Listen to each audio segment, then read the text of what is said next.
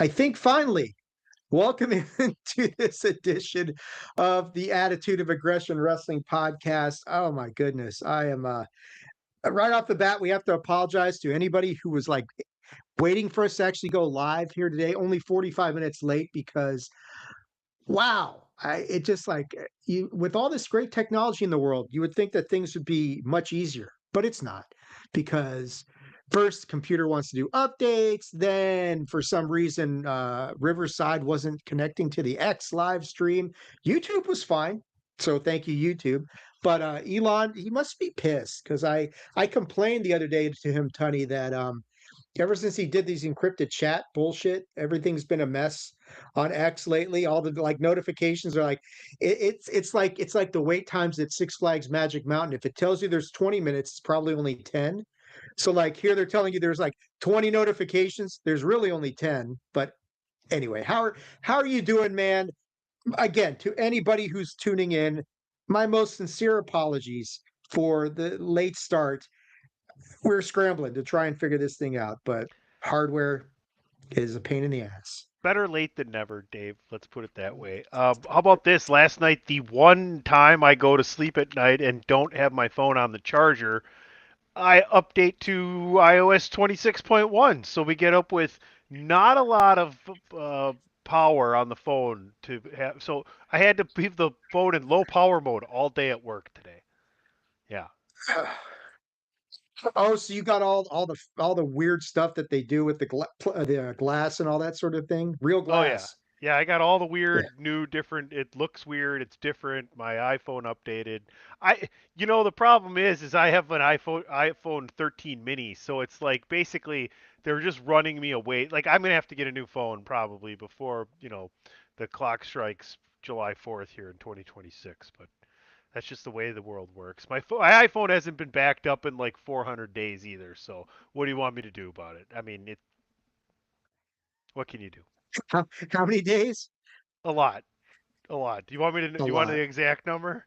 I gotta go into No, a we don't need to do that. Oh man. So I'm just glad you're here. It is a very stripped down version of the Big Five project to here today, and that's okay because for you guys at home, you have got the dynamic duo.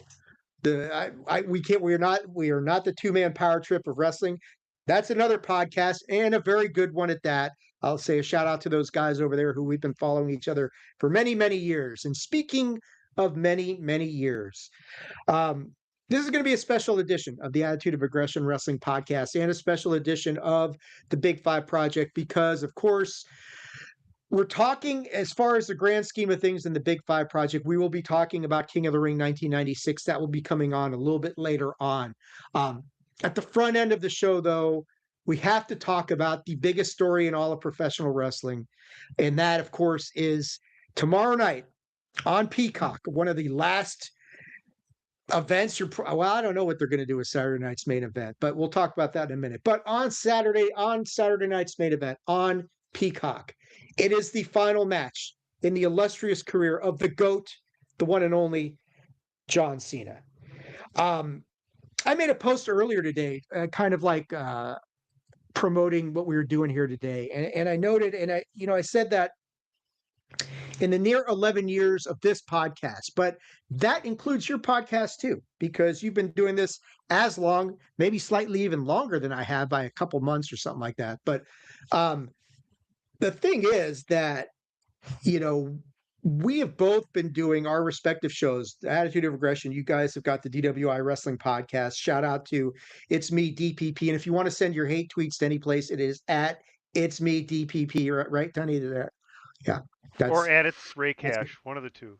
One of the its. One of the at its. Pick at the one. real C flat. Yeah, Yeah, that exactly. works too. You know. Yeah.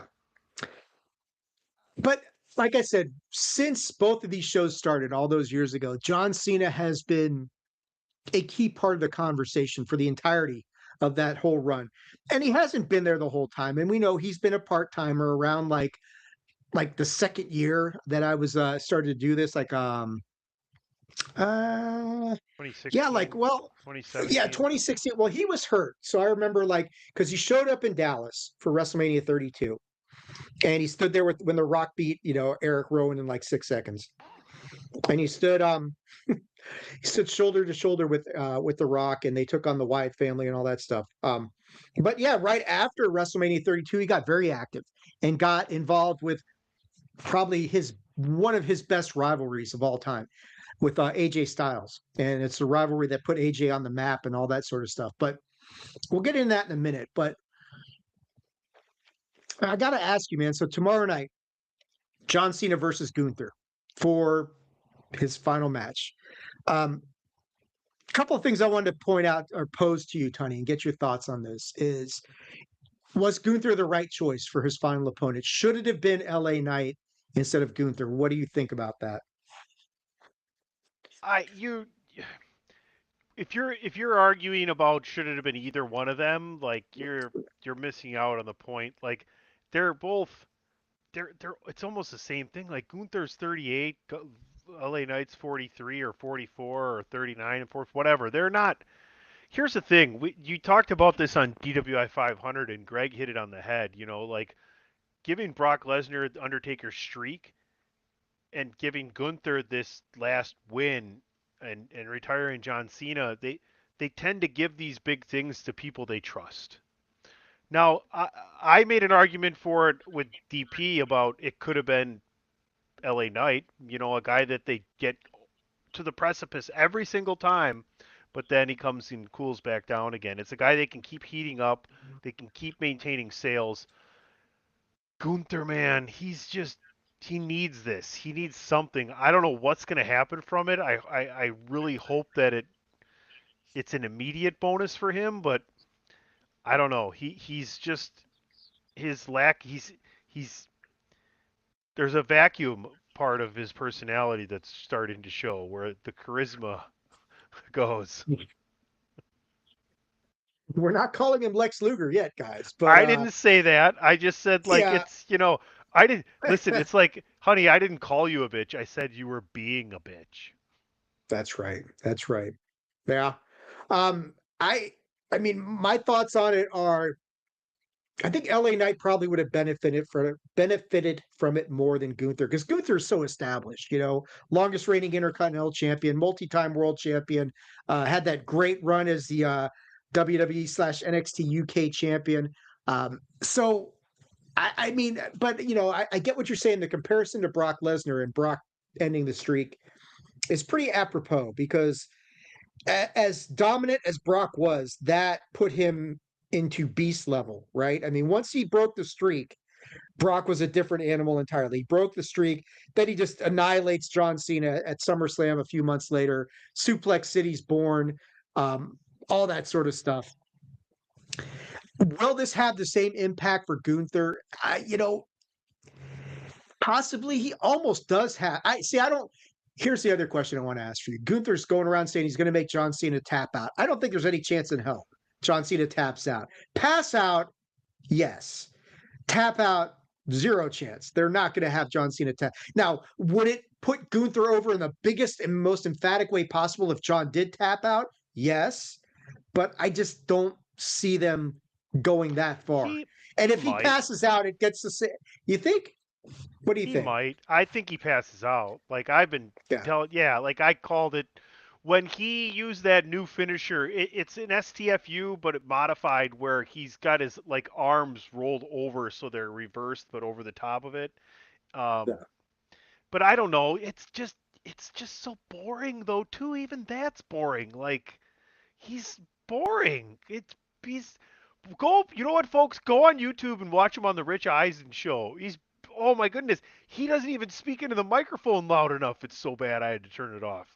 Like I'm rooting for the guy, but I'm a fan. I have eyes and ears and mouth and But he's not nose. a You know, well, you have never really been a he's a fan of great Gunther. That worker. He just doesn't. He's not.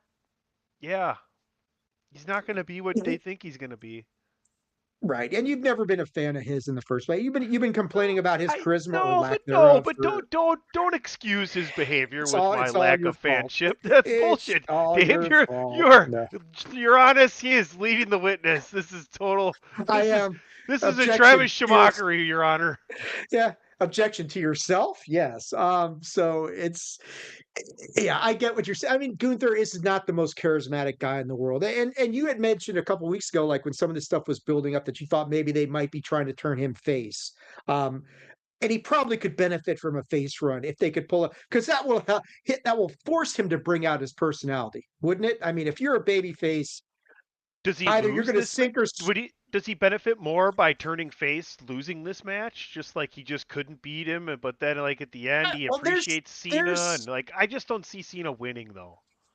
right, right, and I don't either. But that is the other kind of thing to consider. Is this because John's such a traditionalist, and the tradition is you go out on your back and that sort of thing, um, and and that's always what happened. But John is so beloved, and this run has been so good, especially ever since he turned flip back to face at SummerSlam.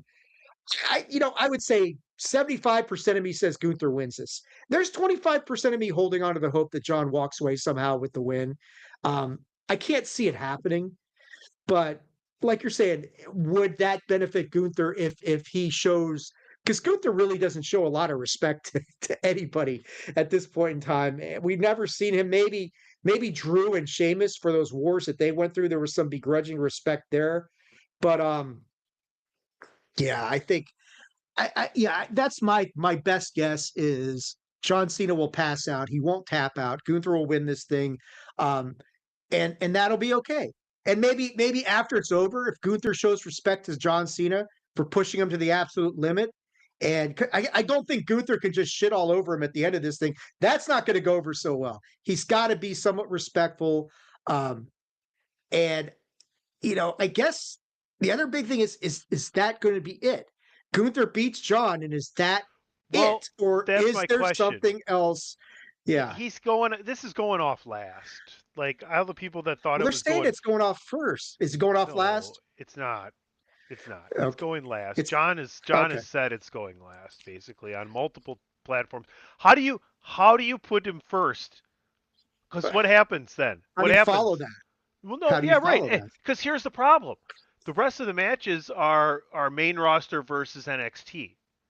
Yeah. So like, oh, there's John's last match is done, and then okay, now hey, now you guys all go out there and do your thing. No, that's not how this is gonna work. Plus, it's And I do. John's last. That's it. That's how it's happening. We can just skip all of that. But here's the thing. Like, all right, Gunther beats him. I want the show of respect. Gunther picks him up probably, and instead of beating him up, he raises his arm, says thank you, and Gunther leaves. Now, I need I need a good 30, 45 minutes after this match is over of celebration for John Cena. I need everybody in the locker room out on the stage. I need the people you didn't think were going to be there come down and talk or say something. I need some kind of something after it's over. I don't if it's if it ends after the match is over and we're done and I don't get that, I'm not going to be happy. I don't know if you'll get 30 minutes. I could see 15, but They're on streaming. What's next? What do they got? Were they? well, they Is did say there was no time. Johnny Carson gonna have to bump a guest? Like That would be a neat trick. Is Lindsey Buckingham not gonna make it on What Up with That again? Is that what's gonna happen because we don't have any Oh time? God, can we Ooh get a what up wee. with that? What up with that, What up with Peacock? that? What up with that? It's constipated. No, never mind. We'll whatever he says. He says all sorts of stuff. All right. Yeah, I mean, I'm wondering that at the end of it all, do we get? Because I mean, do you think there's anything that they could be swerving us at all with this retirement and trying to No, I don't do think so? so. I don't think No. so either. But No, I don't think I so. see people hoping that I like the The one Rock guy, thing, yeah. the Rock thing, where he says your soul still belongs to me and you can't retire. I mean, Yeah. I would be down with that, but that's not going to happen. That just Or undermines could Gunther so much. That undermines John. That undermines the whole thing. who? In the post match, if you wanted to be super ultra heel, who could attack John? Could Brock be the one? Because Brock did show some respect. Could Brock attack him and Gunther saves Cena from Brock and that sets off the whole Gunther Brock scenario? I don't know, but None of that's happening. This is just John versus Gunther. Gunther wins. Gunther leaves. Celebrate John. That's the way this has to be. probably. I would think that it gets you don't want to get too convoluted. So I turn to you with the next John Cena kind of question. Just straight up, is he the GOAT? Is he the greatest Before of all time? before we do that, before we leave Sure. the match, You who are ask me whatever you want. who's all there? Who's all there legends wise wrestling and who's all there pop culture wise? Is Donald Trump in attendance? Is Vince somewhere? Vince is going to be good. That's a really Vince will good be at the question. after party to say Um, hi to John, I would Vince, imagine. I don't think he'll be on camera because it just You would don't create think too many Donald issues. Trump will be there? It is in DC. It is in DC. So, I mean, it's not that big of a stretch to imagine that you would think he would have announced it by now, right? I think and I think wrestling wise, legend of wrestling that wants to is capable and is still in on good terms will be in attendance at some form or fashion. It's going to be ridiculous how many people are there. I think Yeah. that's going to be the most insane thing is how many different people are there to see this and pay their like. I mean, Ric Flair's under AEW contract, right? I bet she's there. He don't care. I would be, yeah, he doesn't care. I Wait, mean, like, you're assuming for the money I don't have. Go ahead. people are like Samoa Joe did a pretty cool tribute to John the other night. He got the Yep. guy in the STF gave the salute. Um, yeah, I would imagine a lot of people are going to be there. I mean, maybe people like you're saying who can't be on screen, like could Adam Copeland be backstage or something like that? They probably would allow him back there, even though Oh he's under God, yeah. contract. I can't imagine. Daniel Bryan is just such a he gives something complimentary, then he sticks his foot in his mouth all the time. Whenever, so I don't know if Bryan will be there. Um, but yeah, I think Taker will certainly be there. We know Undertaker's going to be there. He's doing something with AJ Styles in DC for Undertaker's own podcast, so we know those two guys are going to be there. You think back to John's biggest rivals. Do we get Batista? Will they bridge Chris Jericho? Any sort of sighting or anything like that? Probably I not. don't think we'll Uh, get Jericho sighting because I think his AEW contract goes through the end of the year. But you could definitely, I think Batista 100% will be there as long as he's not actually having to be somewhere to film that he just physically can't do it. yeah, Those are the kind of people I'm talking about. Like they're all gonna be there. Kurt Angle will be there. I'll bet yeah. you. You're just gonna get a lot of people like that. That'll be. We It's know gonna be pretty Sean will be cool. there. We know Hunter will Oh be yeah. there. Oh yeah. Brock, Yeah. Roman, Yeah. Whoever. Seth Even will if they're not probably be out there. there. Yeah. I would imagine that ramp, that stage at the top of the ramp should be ridiculous once Gunther exits back to the backstage. And he Yeah, might I even mean, be when a you part think of that. you think back to some of those iconic retirement moments, Ric Flair and Shawn Michaels are the two that really, and Undertaker as well. Well, Undertaker, you really didn't know when his career was done until it was done. But like you look at the two guys that jumped to my mind, retirement matches, and you knew they were done. Um, Savage at WrestleMania 7, of course, that happened in the ring. There wasn't any, and he flipped from being heel to babyface in the post match moments with Liz and Sherry. So that's different. But Flair and Shawn are the ones that really stand out to me because they both got to do their goodbyes like the next night on Raw, you know? And you got everybody was involved. That, like you're saying, all that, everybody at the top of the stage was there. This will be similar to that, I would imagine. Well, you're not going to have your next night goodbye. That's why you got to have something. You know what I mean? That's it. You're not going to. Right. You're probably not going to see John again until WrestleMania. Hall of Fame. Hall Yeah. of Fame, maybe. Does and there's a question. I mean, we know Steph's going in the Hall of Fame this year. Does John go in as well? I mean, would No, that I take think away from her Yeah, I or think would Steph's they? the headliner. I think John is a different year where they can ramp it up. I think. Yeah, Mainly because you know what? I think Stephanie's the one who inducts John. do you? Okay, that Who else yeah, inducts that John? could maybe Kurt Angle is the only other one I could think of. But I like Stephanie. That's a good I mean, choice. she's the one who Maybe Cody. Cody, maybe. Steph's the one who was like heard him rap on the bus and said, he was on his way out. He'd do that on TV, and then sure enough, he's United States champ before you know it. Yeah, yeah. All right. So getting back to the question I'd asked you, is John Cena the greatest of all time? It's easy to call him that, but would you say he's the GOAT? So no DWI podcast this week. Sorry guys, What? we didn't have one this week. Scheduling and things of that nature. We'll be Wow. back next week. Not a big deal with 503. Um, so I was thinking a lot about this discussion today at work, and you know, this is one of the things to think about. Is he the greatest of all time? I he's on my Mount Rushmore of WrestleMania era WWF, WWE. It's Hogan, it's Austin, it's Cena, it's Roman. WrestleMania era Wow. WW. That's the Mount Rushmore for WWF/WWE WrestleMania era. It is. You can't argue that it isn't. There's no one else you can put in front of them. You you so Well, you put Rock in, but not he's not the greatest of his era. It's Austin. right. So you're saying Hogan, Austin, Cena, and Roman. Yep. Um, Hogan and Austin for sure. They're on my Mount Rushmore. It gets tricky after that because But this is where do you put? WWE I don't. WWF, not I'm like, WCW, and I just almost have to WrestleMania put. era. I got to put Undertaker on there. I mean, that streak. He's a tough one to leave off, right? Um, Roman is certainly creeping up into the conversation. John is, yeah. If you're gonna, yeah, if we're excluding WCW, which really gets rid of the Ric Flair conversation, and that's a big problem.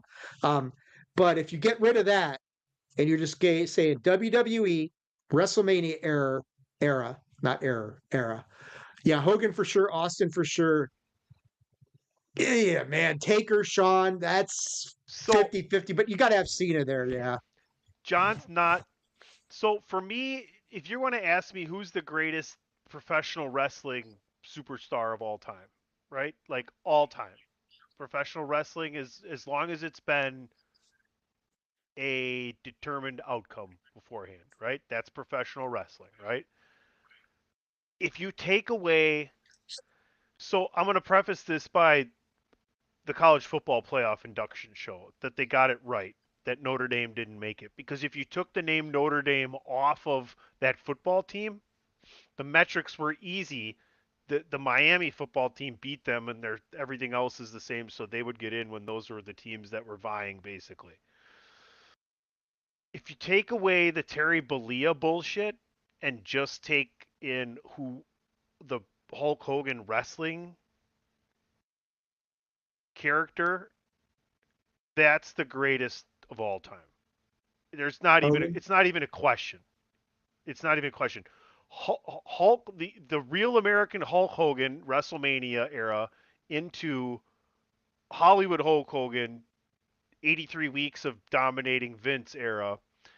And then folks, let's not throw away his comeback to WWF, WWE, like the Mr. America stuff with the lie detector and the I mean like he had and the overselling from Shawn Michaels.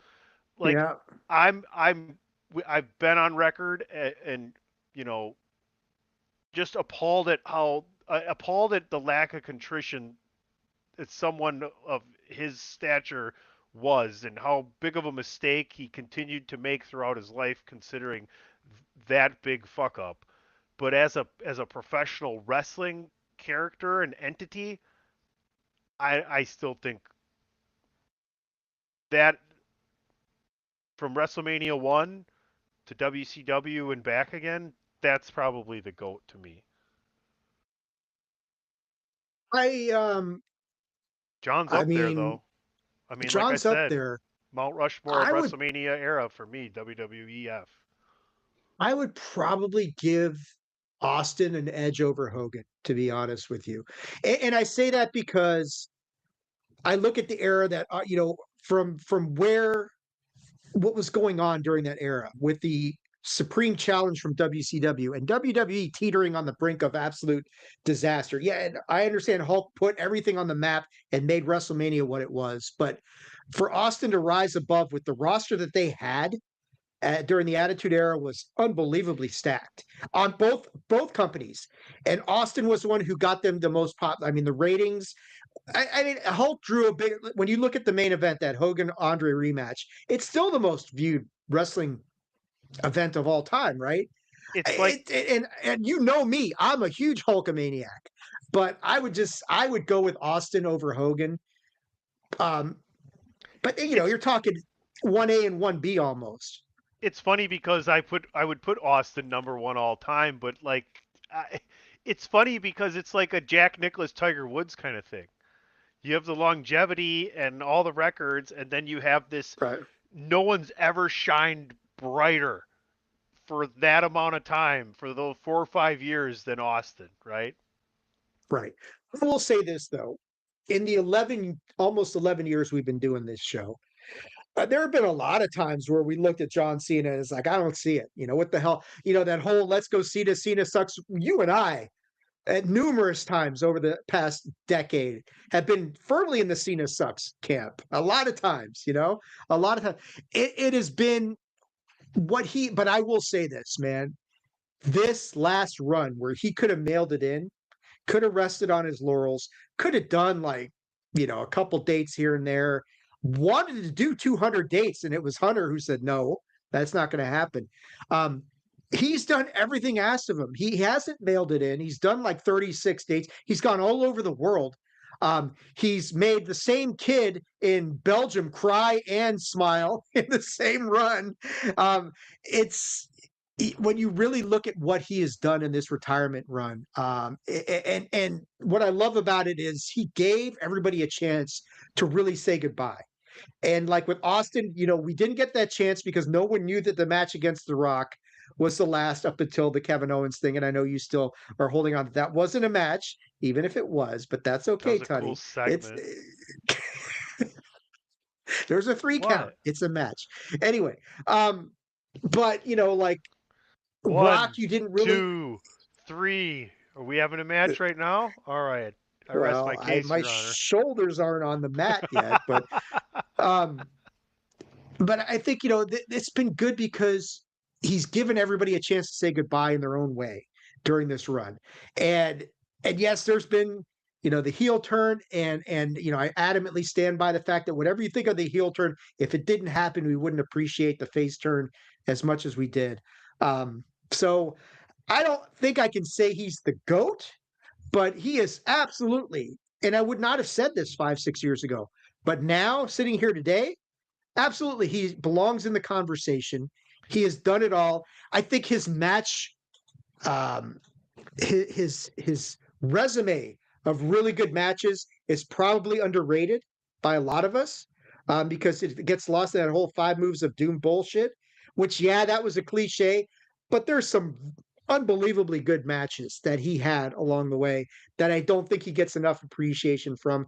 That I'm looking at, saying, yeah, okay, I really underappreciated him, and I should have grasped what was going on a little bit better. John's a quintessential performer. The stuff outside the ring with the Make a Wish, he is the GOAT there. There is nobody even comes close to John Cena. He is absolutely the greatest of all time as far as Make a Wish goes, um, and that sort of thing. So, that's oh wow, that's disappointing. I thought the Capitals had a shot at Quinn Hughes. Anyway, no one cares except me. But what do you think about all that, Tony? I mean, your thoughts on. Well, we're not going to spend too much more time on John, but there's a few other things I wanted to ask you. No, much like kind of. Steve Austin-esque, like I guess it's a little different because he actually turned heel and Roman kind of actually turned heel, but John was the same person and he could get people to cheer him and boo him.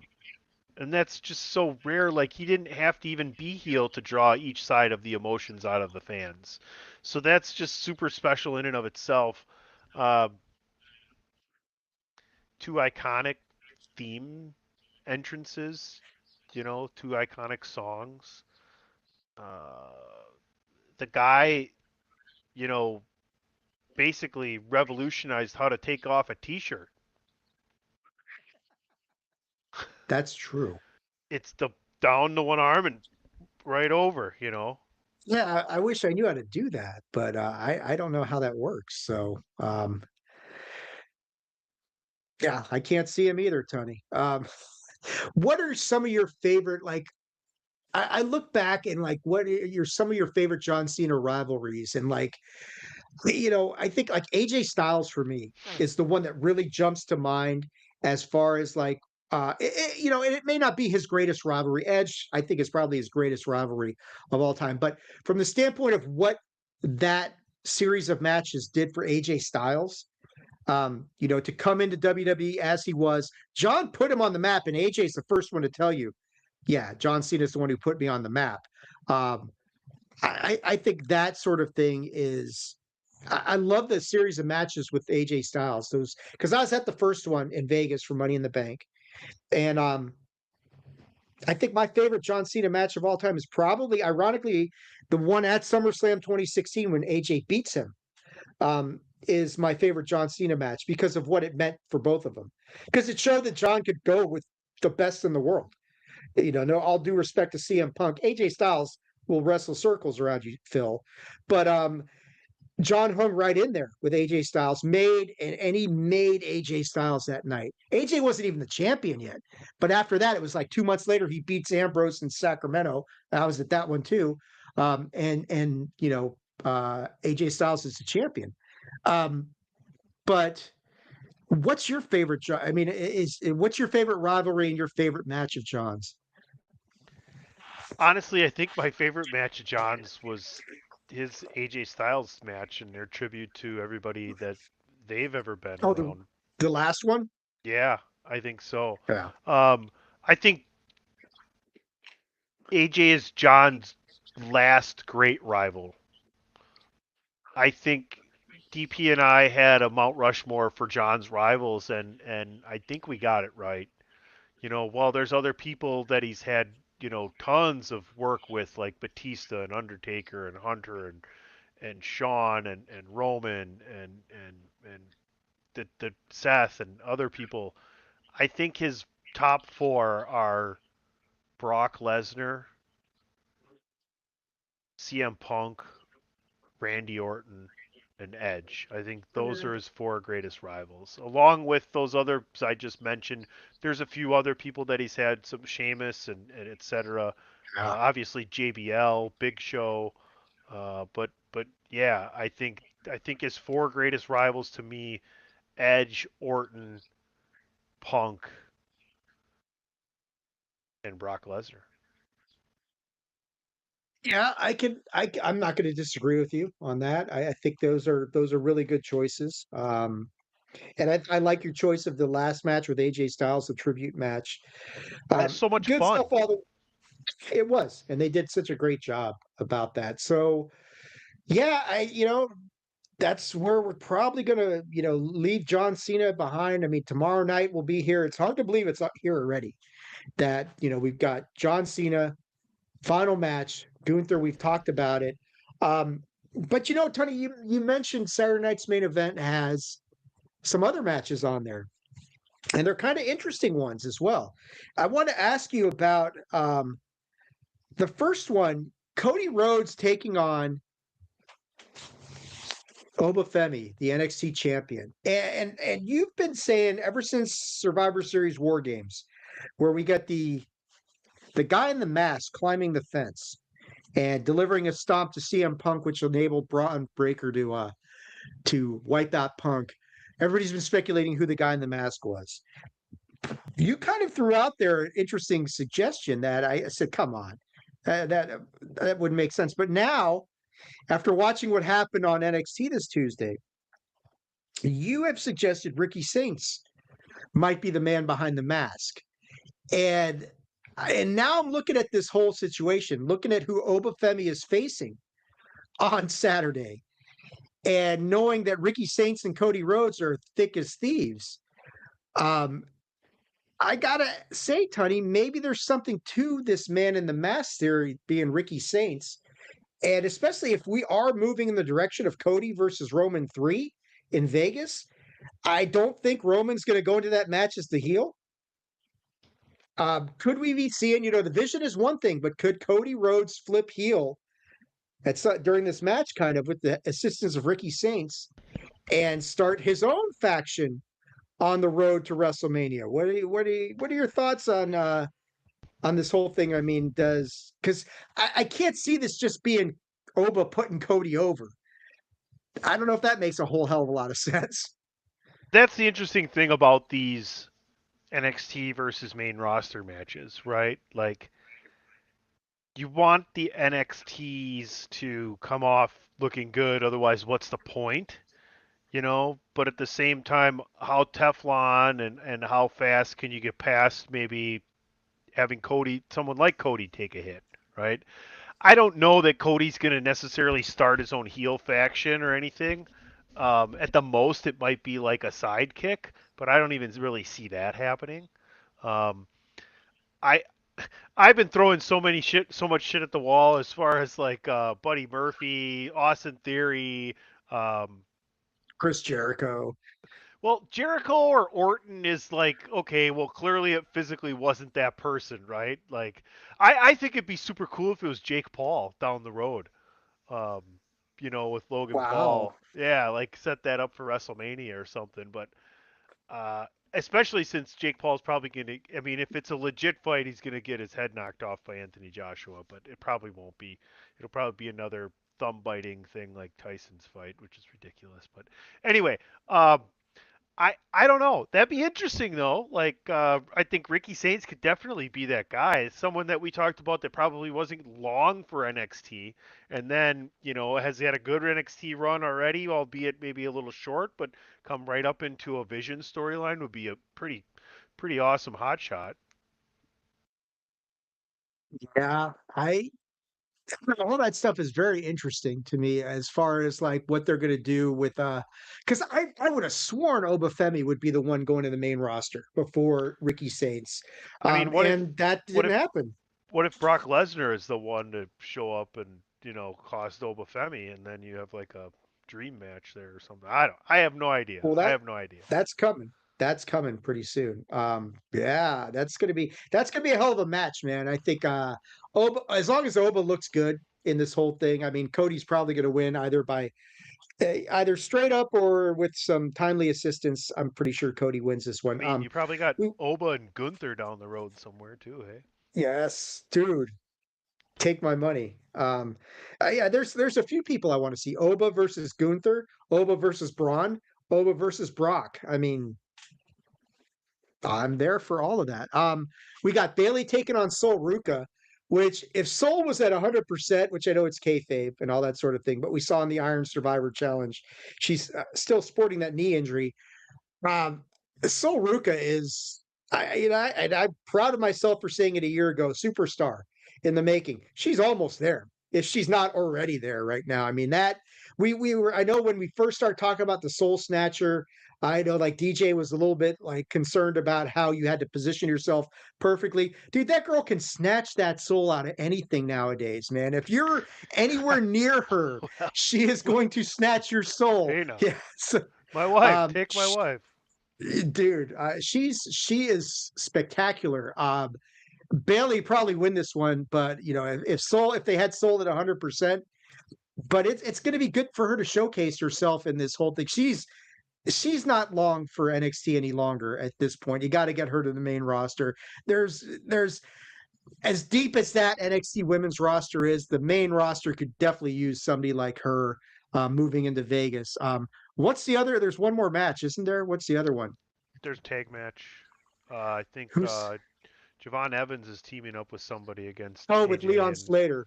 yeah, against Yeah. AJ and Right. And I, that'll be fun. Javon will look good. Slater will look good. AJ and Dragon Lee aren't losing that match because they're going to set them up for the Usos who have reunited officially as a tag team. I think the single Yeet experiment is now officially over, and it's time to get the Usos back on the tag team scene. But last thing I want to ask you before we move out of here and get into the Big Five project, the Iron Survivor Challenge, this thing that they're doing in NXT is very interesting match format. Do you see them do you see them bringing that to the main roster? Like they did with War Games, like War Games started in NXT, right? And then that gradually migrated to the main roster where it is now a staple of Survivor Series. Do you see them bringing the Iron Survivor Challenge to the main roster? I can't see why they wouldn't at some point, but I wanted to get your thoughts on that. What do you think? I don't think so. I think it's perfect for NXT. Um, I I think they realized that War Games was perfect No, no, no, no, no. Say it right. War Games. for for the main roster because like we've all known for a long time that Survivor Series just wasn't it. You know, Survivor Series was a great thing when you didn't have TV every week because all of a sudden these guys that you never seen together, now you see everybody together all the time and the storylines go so fast and they're on this show and that show, which is great. I don't like the brand split, so I'm totally for everybody being on whatever show they want to be on. But I just don't see that format. I think it works better for NXT.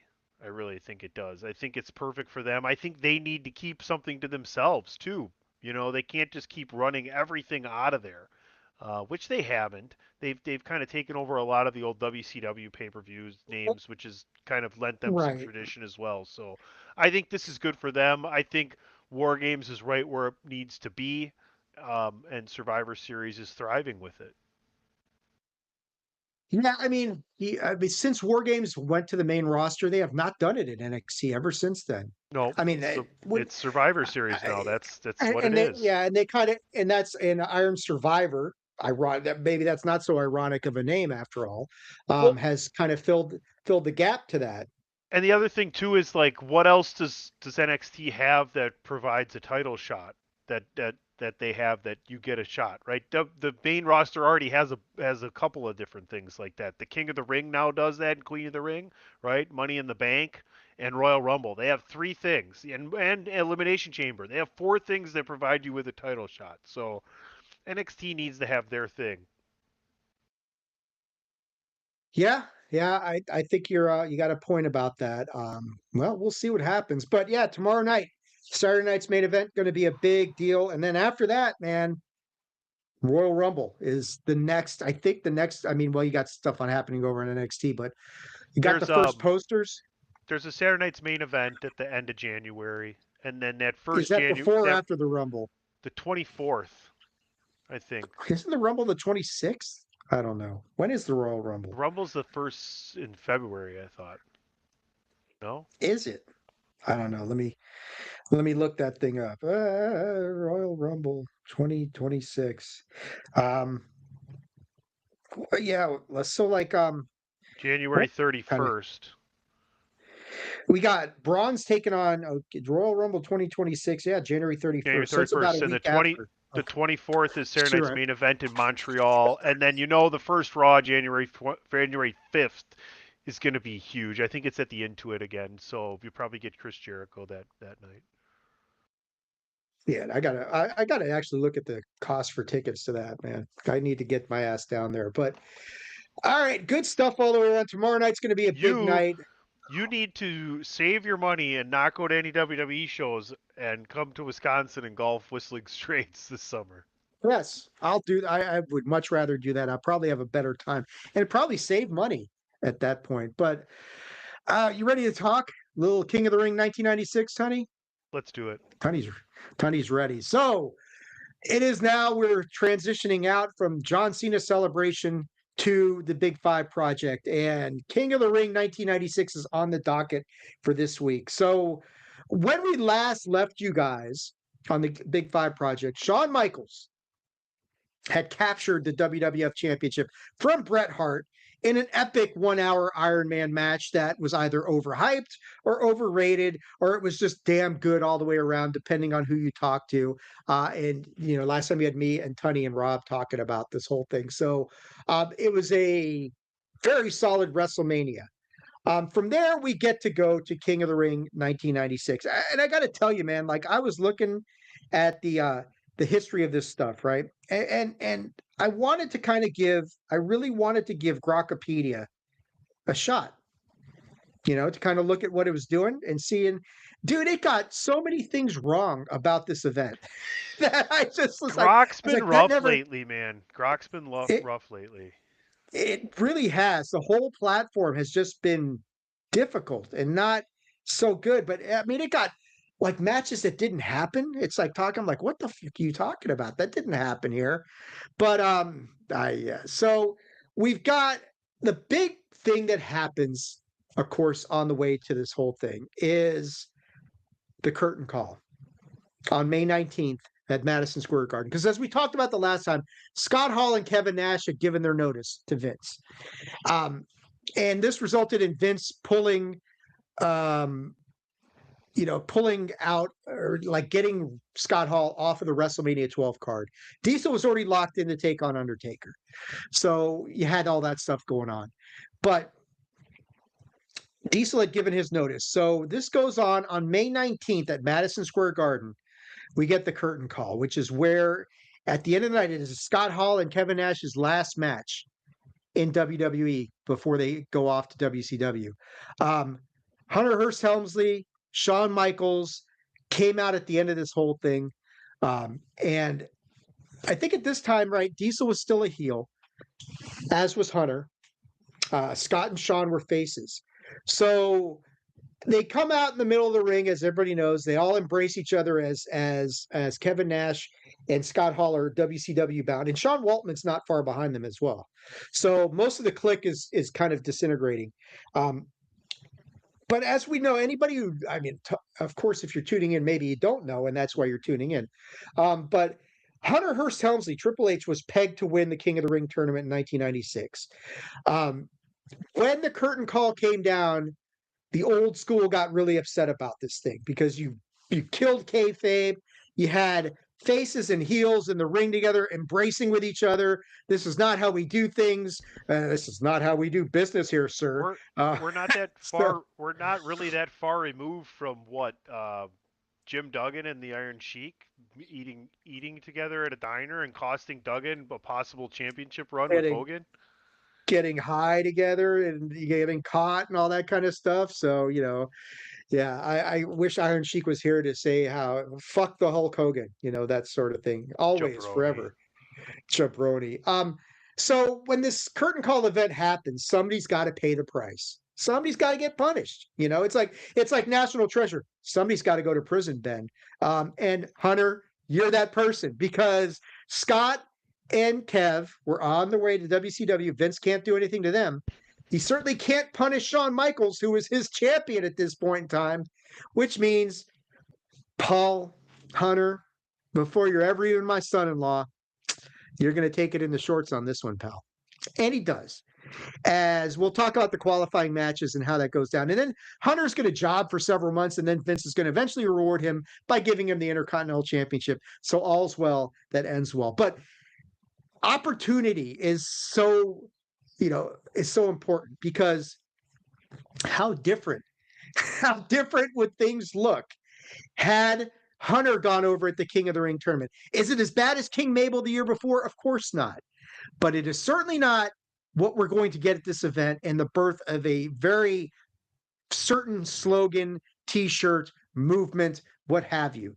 So that's the big underpinning story to me, is that this one incident that took place in Madison Square Garden redefined everything, changed the industry completely, right? Oh, Yeah, excuse me. you could jump in there, Tony. One Dynamite 100 drop in there, Monty. Those broadcasting lessons. No, 100%. It's more about like at what point would Austin have broken through? You know, it was going to happen, but really fast tracked that. Right. I mean, and it gave him it gave him the platform and the forum to really do something special with this whole thing. And he's going to take full advantage of that. The other big story going into this thing revolves around, well, there's two other big ones that come in. Let's talk before we go to Shawn Michaels. Let's talk about Undertaker because we have long lamented the fact that Undertaker's opposition, with the exception of Diesel at WrestleMania 12, which I think was kind of a turning point, right? In the Undertaker's whole stature, because up until then, you've been dealing with Giant Gonzalez, um, Kamala, Yoko was a different story, that sort of thing. But it hadn't been, it hadn't been what you're really looking forward to. After WrestleMania, along comes this guy called Mick Foley, right? And Mick Foley is going to change everything. And yeah, Cactus Jack, he comes in as Mankind. He attacks Undertaker. What's the April 1st episode of Raw? Mankind makes his debut, beats Bob Holly. Later that night, he attacks the Undertaker. This is coming. I will give Wikipedia credit right now because they actually got this stuff right, and Grokpedia had their head up their ass.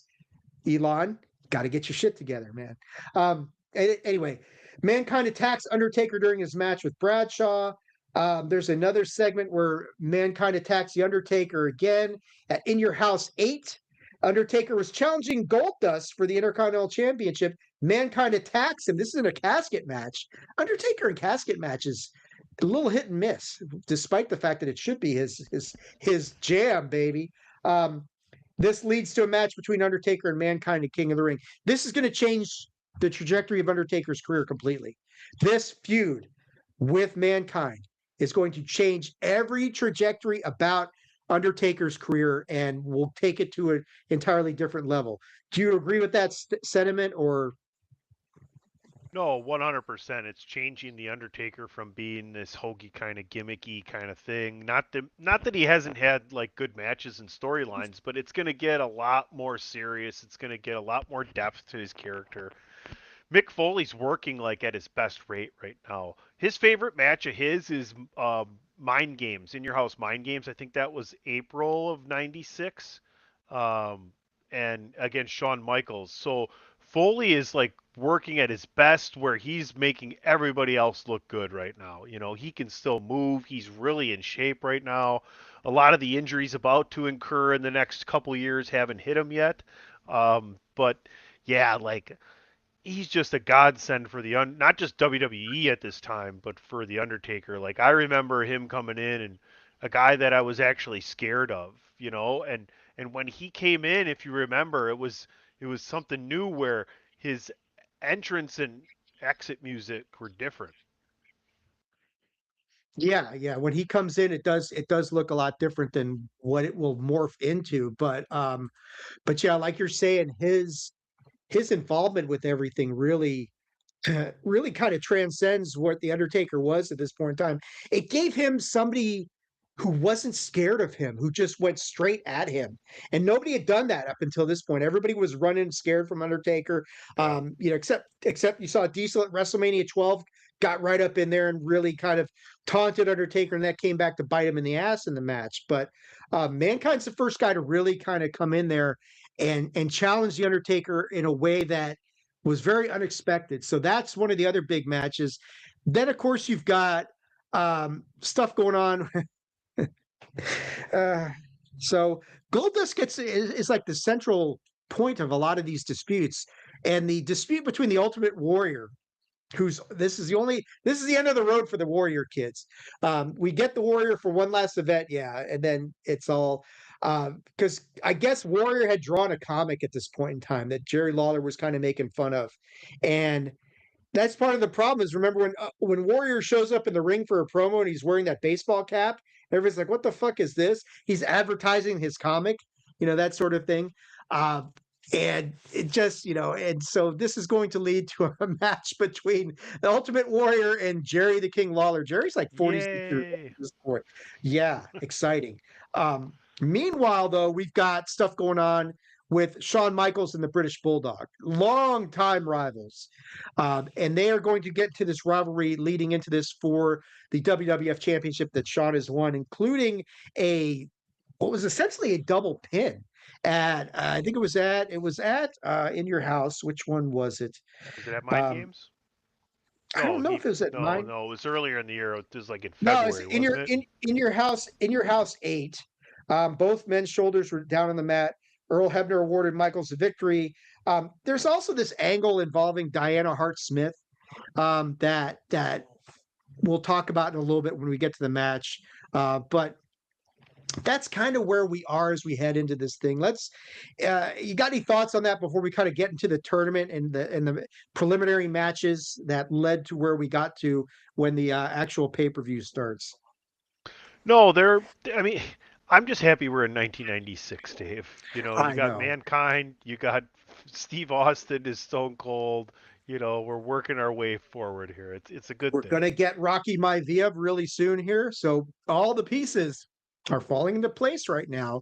Um, Attitude Era is not very far behind. So let's talk about the tournament itself.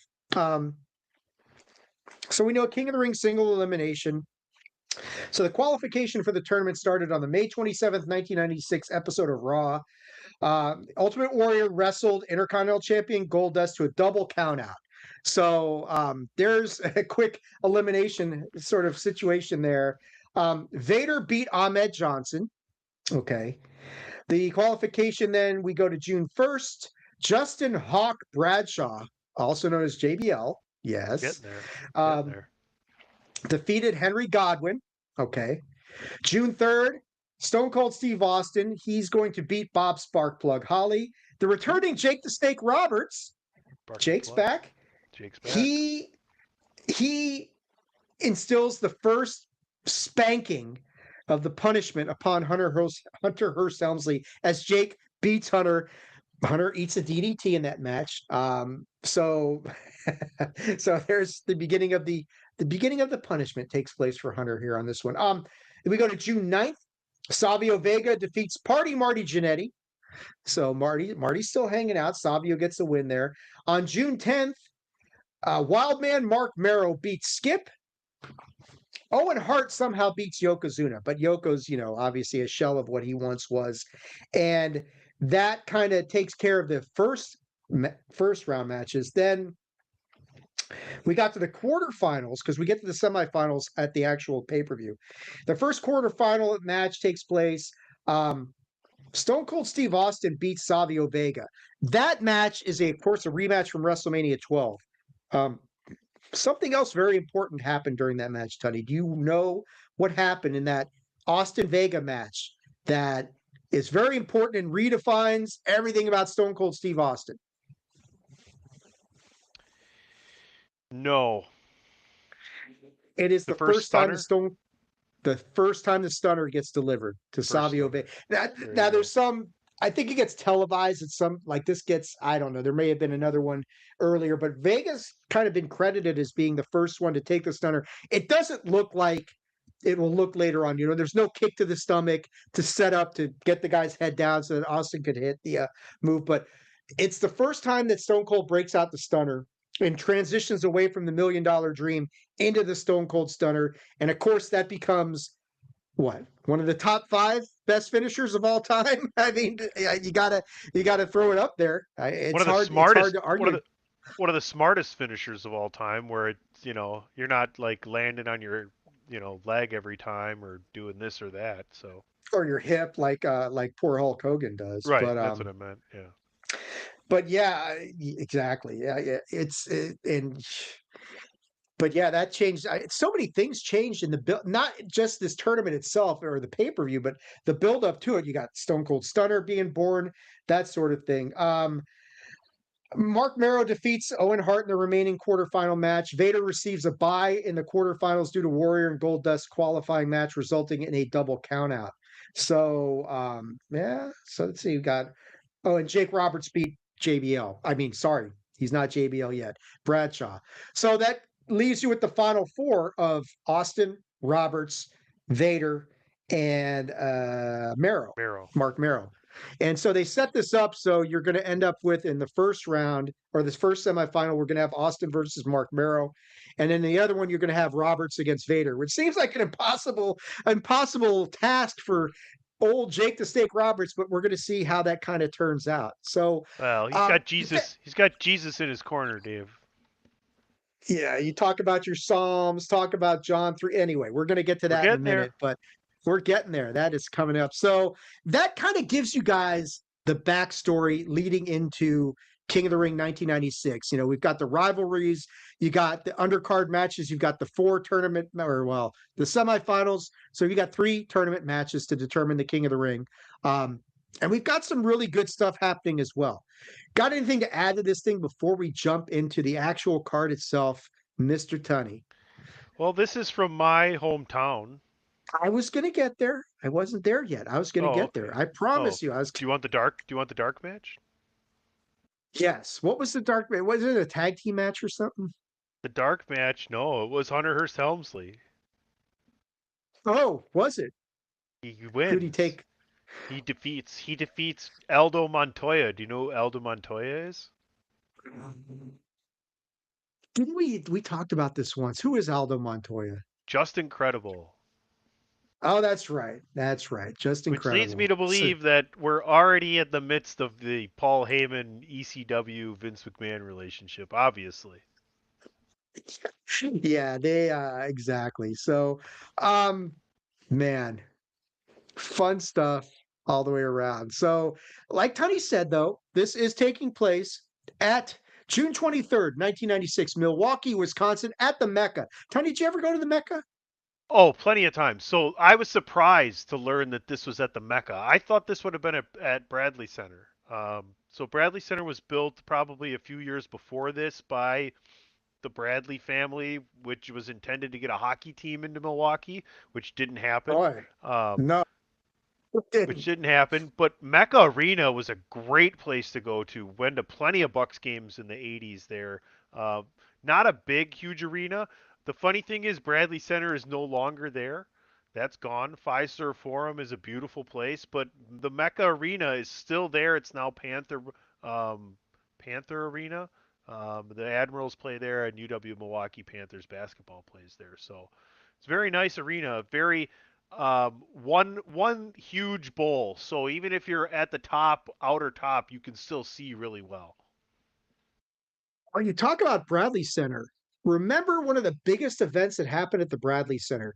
And it's been a while since we talked about it, but that was the location where the Mega Powers exploded, because that was the place where Hogan and Macho took on the Twin Towers. When Macho got thrown on top of Liz and Hogan takes her to the back. Remember all this stuff? It's been a long time since we talked about it, but Hogan takes her into the back and and you get that whole thing where Macho slaps Hogan in the face and beats the shit out of him in the back Well, in the infirmary.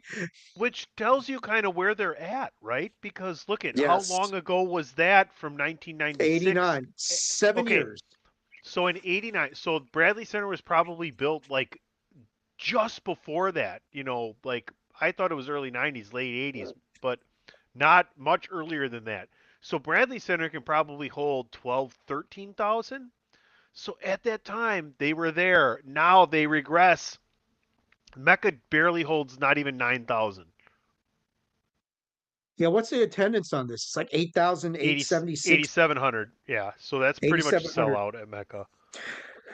But it's like what we've talked about. This is definitely a downturn in things because of just the where it's not just that WCW is starting to really beat the shit out of WWE, and it's going to get worse in about 2 weeks. Things are going to get a lot worse for WWE before anything gets better. But Nitro is doing what it's doing to WWE. They're feeling the crunch from Hogan and Savage, and now you've got the Outsiders are about to debut in WCW, which is going to make things even worse. But it's a big difference. Big downturn in buys, big downturn in business. This is still, even though, like you're saying, 96 is a much better, um, a much better place for them to be. It's still, there's still a downturn in everything that's going on with WWE right now. You raised a good point. This is the difference between Bradley Center and the Mecca and why they're at the Mecca. You got Vince McMahon, you got Jerry Lawler, and Owen Hart on commentary. It's like, wow. No, I'm sorry, not Jerry Lawler, Vince Jr. and Owen JR and Hart Owen. on Yeah. commentary. Um, Boy, if it I, was you just know, JR and Owen, that might have been really good. Oh God, would that have been great? Yeah, I mean, we're still a long ways away from Vince McMahon bowing out of the broadcast booth and becoming Mr. McMahon. He's still got about a year, but I don't hate this. I don't hate this broadcasting team for this event. I mean, Vince is Vince, Jr. and Owen Hart. Anytime you get Owen on commentary, it's kind of a good time, And Owen's there's solid. Owen solid, and there's no Bret Hart in this whole thing. So No. let's get to the first semifinal match. Semifinal match number one. 30-minute time limit. Stone Cold Steve Austin taking on the Wild Man Mark Mero with Sable. There was a free-for-all Dude, match, though. was there? What was the There free was a for all match? free-for-all match. The Body Donnas defeated the New Rockers, Leaf Cassidy and Marty Jannetty. Oh, that's right. They were on there. Leaf Cassidy and Marty Jannetty. Good God. Al Snow. Wow. Al Snow, Leaf Cassidy. That's right. Al Snow is Leaf Cassidy. God, the Yep. things you forget till you actually go and watch these things back and you realize, hey, that guy looks awfully familiar. Al Snow, guest of the podcast, not several years ago. Shout out to Al. Still doing his In thing this around here, I think. House of Hardcore in or Milwaukee, whatever. Yeah. yeah, Al Out in Waukesha. Al was a great interview, and he's always a very funny guy, very personable, and very giving with his time, and it will always talk to you. So I'm big Al Snow fan, that sort of thing.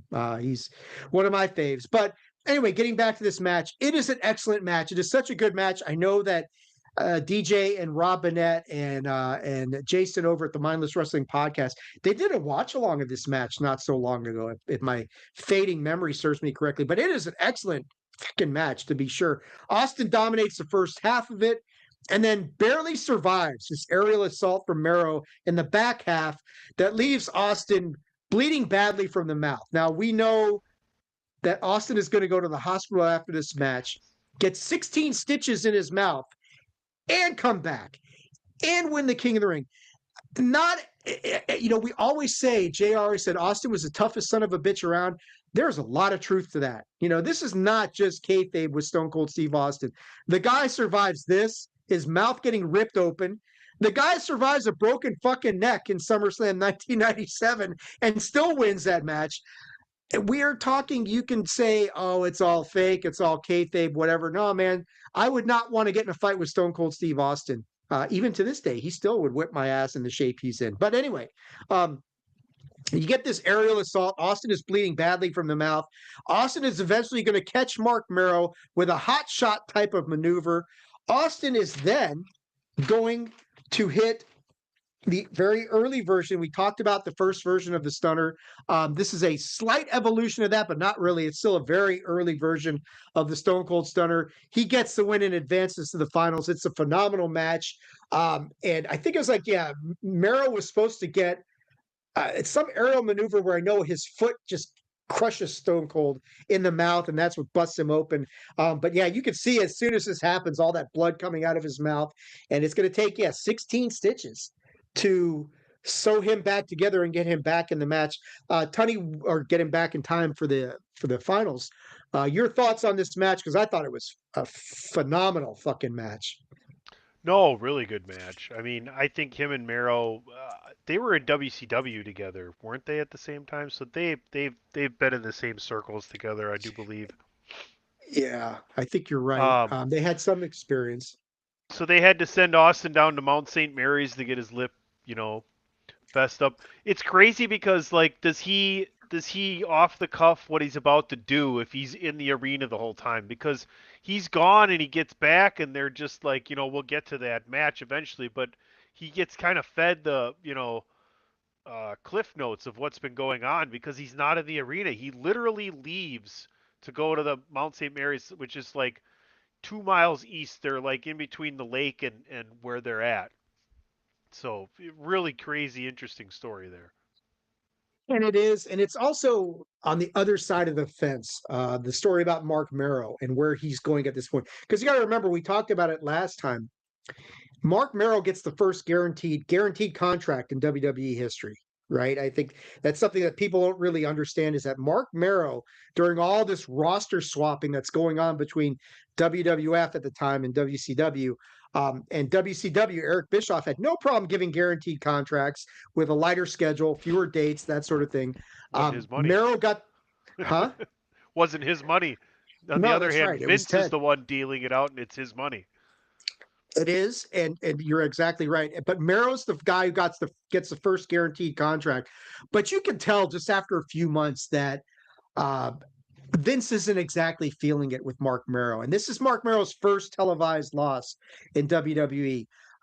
He's gonna have some success. I think he gets an IC title run at some point in time, but early on, Vince is not, he's not sold on this guy, and you can kind of see where this is going as Vince is like, I don't know about this dude. Meanwhile, Austin is definitely on the come up at this point in time, and we're going to see it all come to a fruition in this event. But really awesome early match. Let's move to the second semifinal match. You got any other thoughts about this one, Tony? Or nope? Okay. King of the Ring semifinal match number 2. Again, 30-minute time limit. Vader with Jim Cornette taking on Jake the Snake Roberts. It's not much of a match though. Jake's going to go for the DDT. Vader grabs the ref, and the ref gets shoved to the ground. Vader then gets disqualified. Jake advances to the finals, but is the victim of a nasty post-match attack as Vader is going to crush Jake with at least 2 Vader bombs. So they came up with the easy way out on this thing, which is a part of what annoys me that we're still getting in 1996. These shitty non-finishes to progress the storyline in a very predictable manner. Because you're like looking at this thing, and ain't no way Jake Roberts is beating Vader. Oh, but there's a disqualification, and it's like, you guys would know better, that sort of thing. Jake takes a pretty good ass whooping after this is over. Vader doesn't lose any steam from this. And the King of the Ring final is set. Stone Cold Steve Austin versus Jake the Snake Roberts, with Stone Cold having a real injury and at a hospital, and Jake having a kayfabe injury. And I'm almost wondering if they had that happen because they weren't really sure what the shit is going to happen with Austin at this point in time. Well, let's kind of like, let's make it more believable and have Vader just crush the shit out of this dude. What did you think of this whole situation, Tony? You got to remember they don't even know what they have with Austin at this point, right? Like Ugh, this is just they a don't. this is almost just throwing at shit like the baloney at the sliding glass door and see which piece sticks, because it was going to be Hunter, and now all of a sudden they're pivoting here real quickly. So like you said, they don't really know, right? Like Jake, the whole divine intervention, what else can he overcome, right, in the final? And then Austin, what do we believe? Like once we cut that promo, we will. Yeah. Then we're going to know a lot more about what is happening Yeah, with Stone you're Cold gonna get Steve that Austin. feeling. Once This might be a player. it might be a player, exactly. Um, the whole thing is like, okay, I get what happened, but it's still kind of, you know, I don't know. It's fine. It's fine. We'll just say it's fine, Tony, and we'll move on from there because, yeah. What else are you gonna say about this match? It's just kind of like, all right.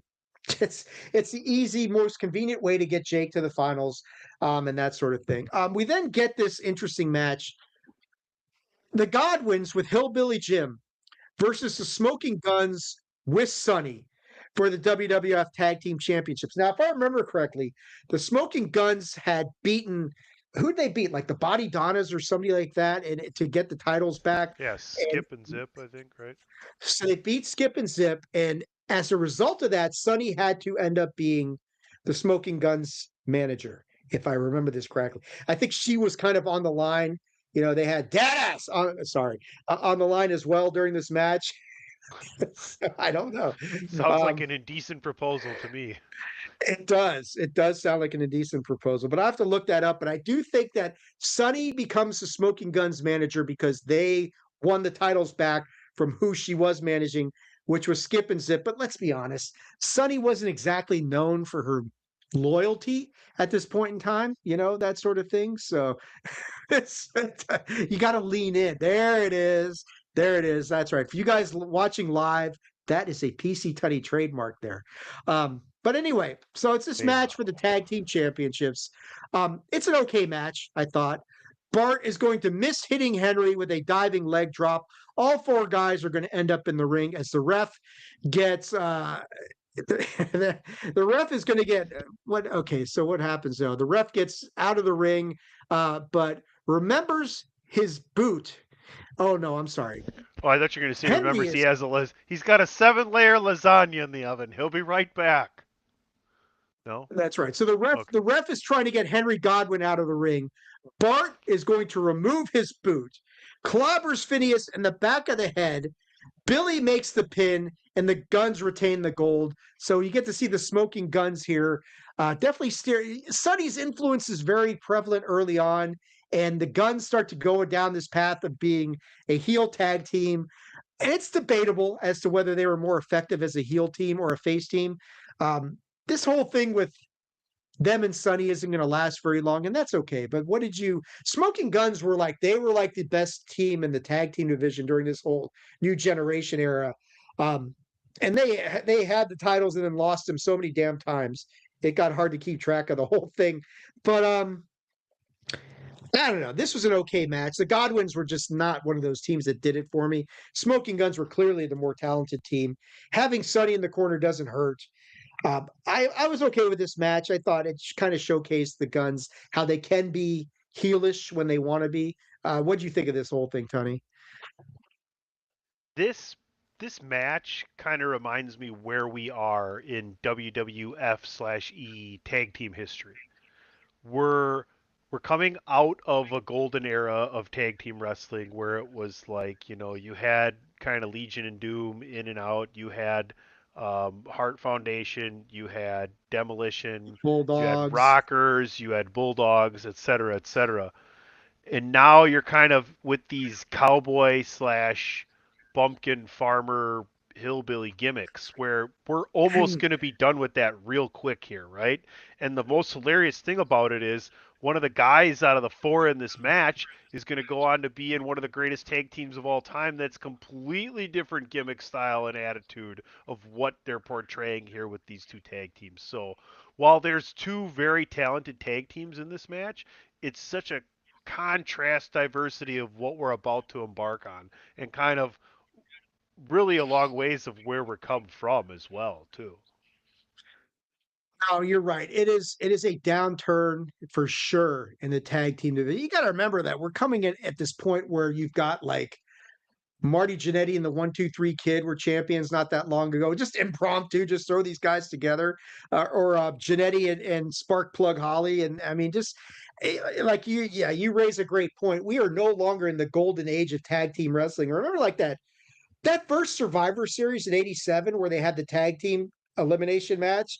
All those teams lined up on the apron was like a Hall of Fame class because you had the Bulldogs and the Heart Foundation. Strike Force was there back then, and you even had before that you had the Can-Am connection with your favorite Tom Zenk. Because Tom Zenk was back You around in got those. Andre and Haku. I mean, Yeah, the all Colossal sorts of different. Connection. Yeah, Yeah, Demolition, Nasty Boys were there.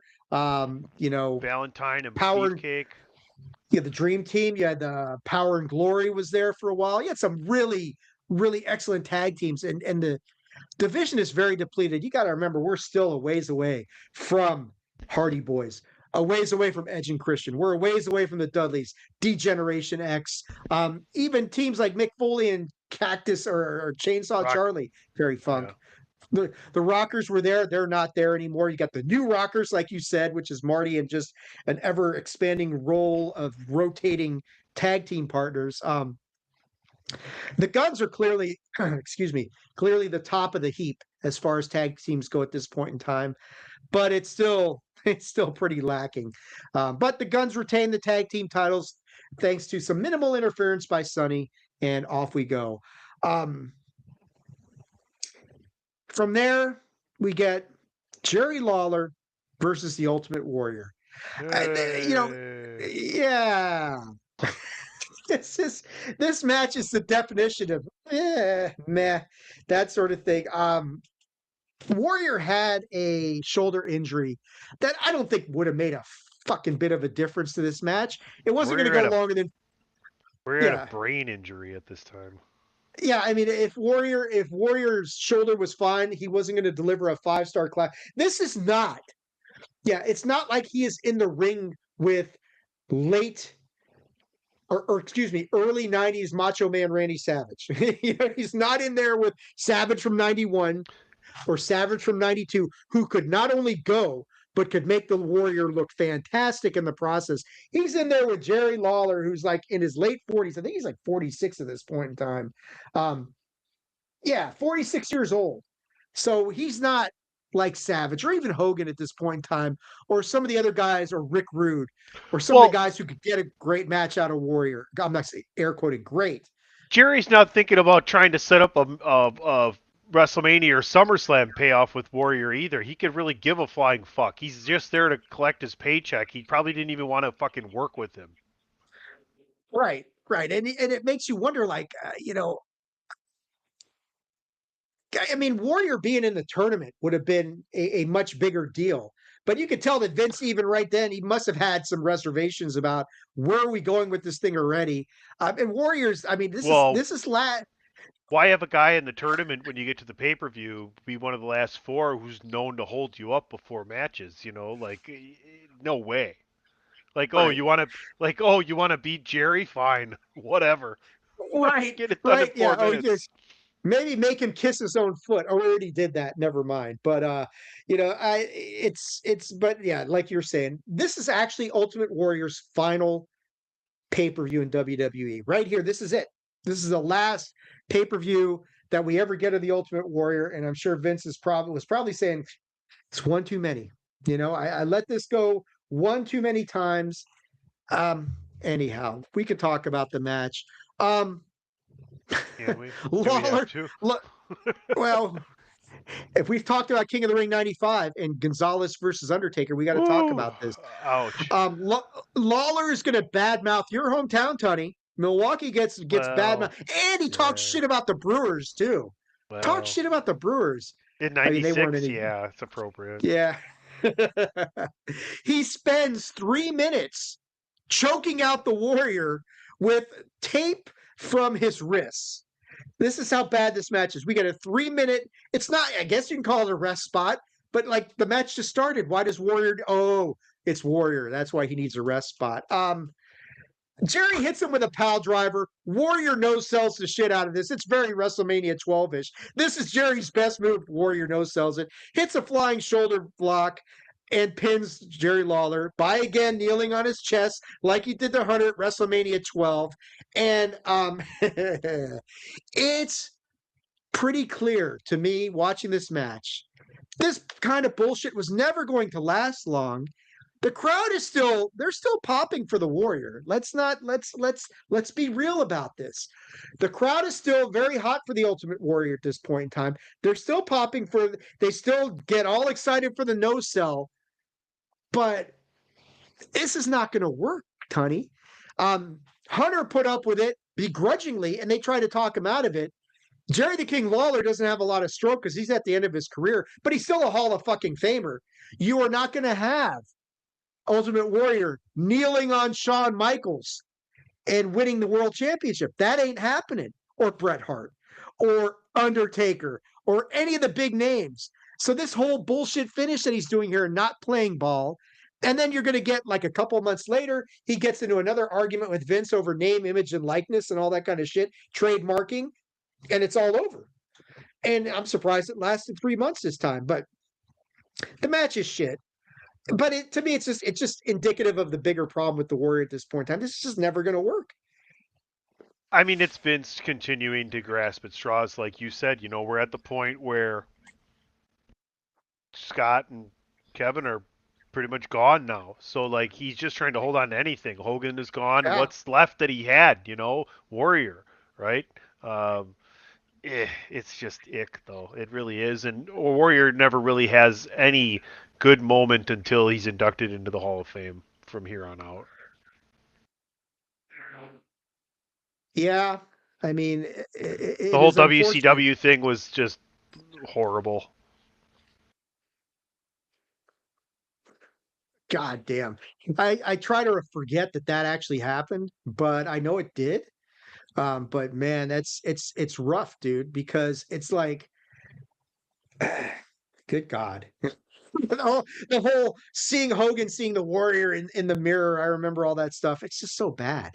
It's just so bad. And I mean, and it just shows like the downward trajectory. When does that happen? Like 98 or something like that when Warrior shows up in WCW or It's after the Sting. It's after the second Sting after match. Starcade. After Starcade. So that's 97. So yeah, I mean, it's just everything's just bad. But like you're saying, Vince is struggling to find something that's going to work. He doesn't realize he's got all the pieces in place. He's going to see it with Austin after this event. But yeah, the whole situation with Warrior here is just yeah. It's like trying to find, trying to figure out like I don't know what's happening with these guys, but okay. much Um like much like WWF is about to let we should also move on from the Ultimate Warrior. yes, exactly. Exactly. Let's move on from the Warrior there. So um man, let's get to something good though, because we've talked about how bad this Ultimate Warrior situation was, but let's move into something that's much better. You want to do that, Tony? Let's get to Oh, something that's much better. let's do it. Mankind. We talked about this earlier. Mankind versus Undertaker. Undertaker's got Paul Bearer with him. This is the beginning of this is the beginning salvo of what? One of the greatest rivalries in WWE history, easily. In And it goes professional on for years. wrestling history. Professional wrestling. Yeah, you're right. This goes on for years. And it starts, I mean, it started, we talked about it earlier. It started before we ever get here, but this is really where it really amps up. Um, 2 years, and this is like, look, exactly 2 years before their this is like we're talking about the greatest rivalry in pro wrestling history, one of them, because we're a full 2 years before their most iconic and famous battle at the exact same event in a different city, albeit, um, but the rivalry really gets going right here with this war, and this match is a war. There is no other way to describe it. It is an absolute war. Mankind shows everybody. And this is what we were talking about earlier with Undertaker actually getting an opponent who could really test him. He shows just how dangerous an opponent he is. For once, it is Undertaker who can't keep an opponent down. We always see this in Undertaker matches. He's sitting up. Nobody can keep Undertaker down. This time the role is reversed. He can't keep Mankind down. Mankind inflicts all sorts of damage on Undertaker, including like this nasty stump puller pile driver, then fights, Undertaker fights back, but it's a mistake, and I'm recording mistake by Paul Bearer that proves to be fatal for Undertaker because Paul Bearer is going to try to hit Mankind in the head with the urn. Mankind ducks. Paul Bearer hits Undertaker instead. Mankind will apply the mandible claw and renders Undertaker unconscious. Mankind gets a huge and stunning victory here. Now, this is going to, of course, progress down the line with the true machinations of what Paul Bearer was doing in this match. It seems like a mistake at this point. We know that that is not the case, that this is very intentional, but we're not there yet. But still, dude, um, there's no chloroform. Ooh, chlorophyll, chlor something. Yeah, there's nothing of that going on in this match. Photosynthesis. Yeah, it's something stinks out here. You can tell the stench. Yeah. None of that's going on in this match. So, this is the first time that we see anybody really put Undertaker down one on one.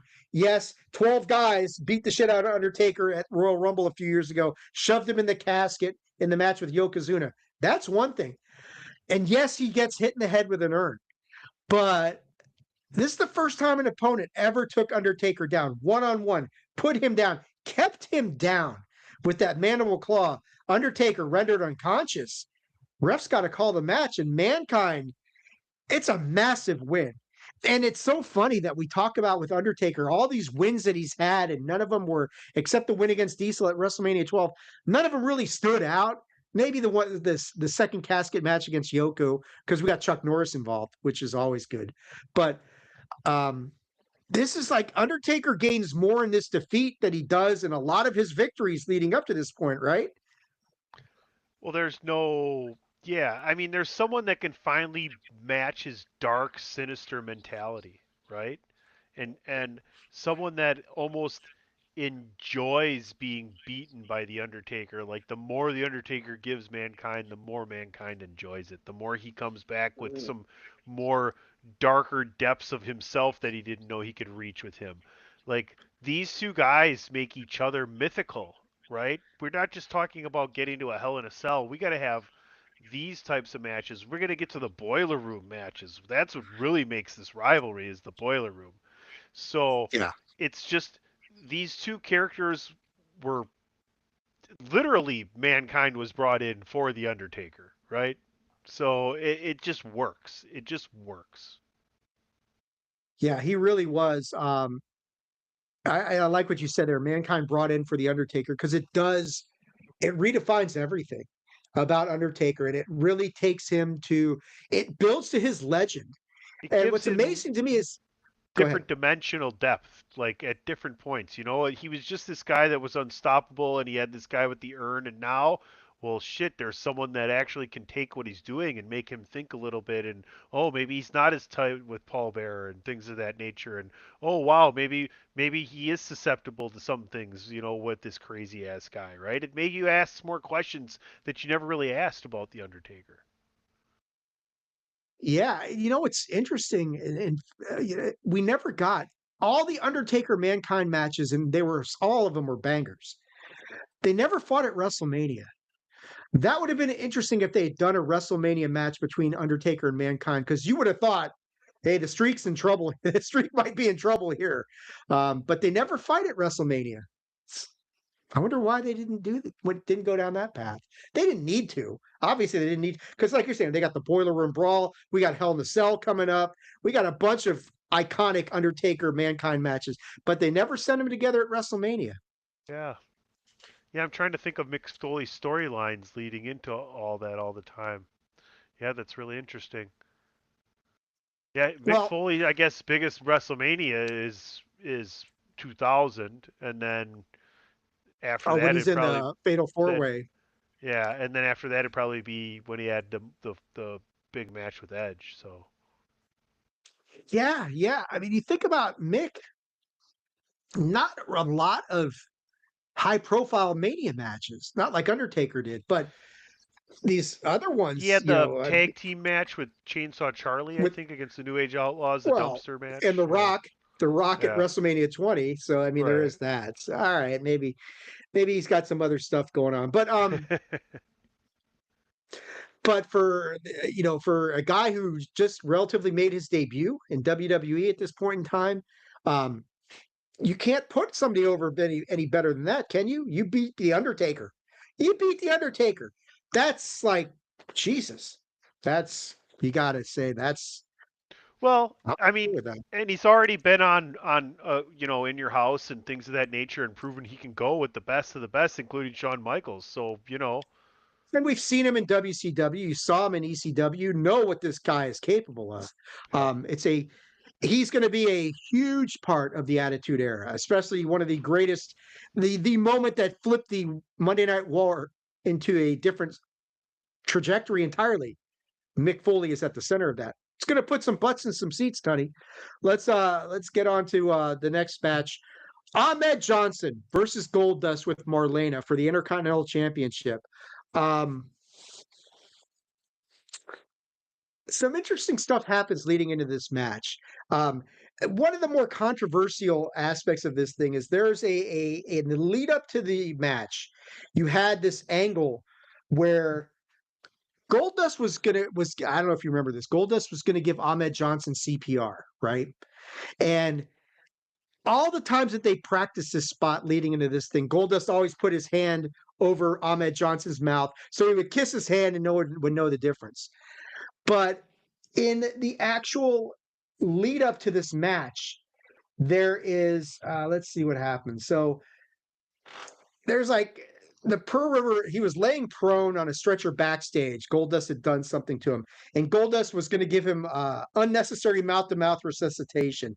Um, and like I said, he was supposed to place his hand over his mouth, but he doesn't. And Goldust full on lip to lip. And anybody who knows anything about Ahmed Johnson's true personality, boy, this was the wrong thing to do to him. It infuriates him to no end. He wants to actually kill Dustin Runnels. Goldust was smart to get out of there before this stuff happened. How these guys managed to work together at any standpoint, I'm not really sure, but we'll talk about the match. The match, it's way too long and it's way too slow. 15 and a That's half my minutes. Yeah, that's too long for guys like this. And I don't mind a 15-minute match. Don't get me wrong, guys. I don't mind a 15-minute match, but not for these two guys, not for this point in the card. And it just plodded along. I don't know if you felt the same way, Tuddy. It just felt like a grind to me. Tuddy's saying yes.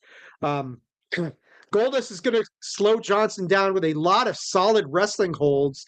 He has him beat after applying a sleeper hold, but he inexplicably releases the hold so he can give Ahmed CPR. So we go back to this fucking spot, right? We go back to this whole thing. And an irate Ahmed Johnson beats the hell out of the bizarre one, plants him with a spine buster, hits the Pearl River plunge, and Ahmed Johnson captures the Intercontinental Championship. So that's kind of cool. I mean, we are still. I don't know. Well, Vader's in WWE at this point in time. So Ron Simmons, I think, has already been the first Black World Champion by this point in time, right? Because Oh, yeah. obviously Vader dropped. Okay, so and this is still not. We still don't have the first Black World Champion in WWE. But you got a Black Intercontinental Champion here with this match as Ahmed Johnson beats Goldust, and a lot of it centers around this stupid CPR spot, which makes no goddamn sense. But anyway, like I said, there's elements of the match that are okay. I have no real problem with Ahmed Johnson being the Intercontinental Champion. But man, this match just felt like a grind and it drug on and it just was like, this is too slow. I didn't feel this match. I'm glad Ahmed got a run with the IC title, but I was just like, Do you know no. how he loses it? Ahmed? Yeah. No. How does he And this is eventually and lose this it? is how I know Ron Simmons had already won the WCW World Championship, because in August 12th of 1996, he forfeits the title after being attacked by Farouk debuting in an 11-man battle royal. There you go. And Farouk, for those of you guys who don't know, was Ron Simmons. Yeah, I mean, this is an interesting stat, though. Ahmed was the first black man to hold any WWE championship since, good God, Rock 1983 to 84, when Rocky Johnson and I was Tony going to Atlas say held the Rocky tag team. Johnson.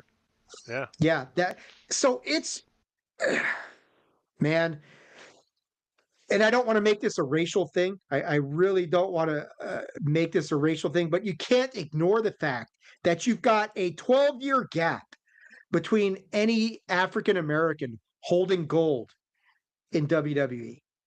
12 years. That's not good. That's not a good look, man. Not a good look at all. But Ahmed breaks through. He's the one who gets that, and it'll get better, sure. But I don't know. After the match was over, after the pay-per-view, Ahmed Johnson won the championship. Um, Ahmed Johnson told a story. This is interesting. He returned to his car after leaving Milwaukee, after leaving the Mecca, and somebody had keyed, of course, a racial slur into part of his car, sending him into an incendiary, and I'm reading this, incendiary fit of rage. Um, Ahmed confronted Vince McMahon about this, but Vince is like, fuck, dude, I don't know who did it. What do you want me to do about it? But it just kind of, Ahmed was a very proud black man. There's no doubt about that. And the stuff that Goldust pulled on him combined with this shit, um, we all know that Ahmed Johnson has his fair share of backstage issues. None of this stuff helped, did it, Tony? No, I mean, I don't condone, anybody vandalizing anybody's property, and even more so, racial slurs is even worse. But Ahmed was difficult, Keyed into your and car. Yeah, but keyed into your car. Ahmed was just speaking strictly about like professional wrestling and politics and backstage and stuff. Like it just comes across as he just didn't get it. Like you can draw the line and have ground you stand on, but at some point you got to understand you need to work with people in the back, and he refused to really work with basically anybody. Dude, think about the roster this time. You got Warrior who won't work with anybody. Ahmed Johnson's not much better as far as working with people.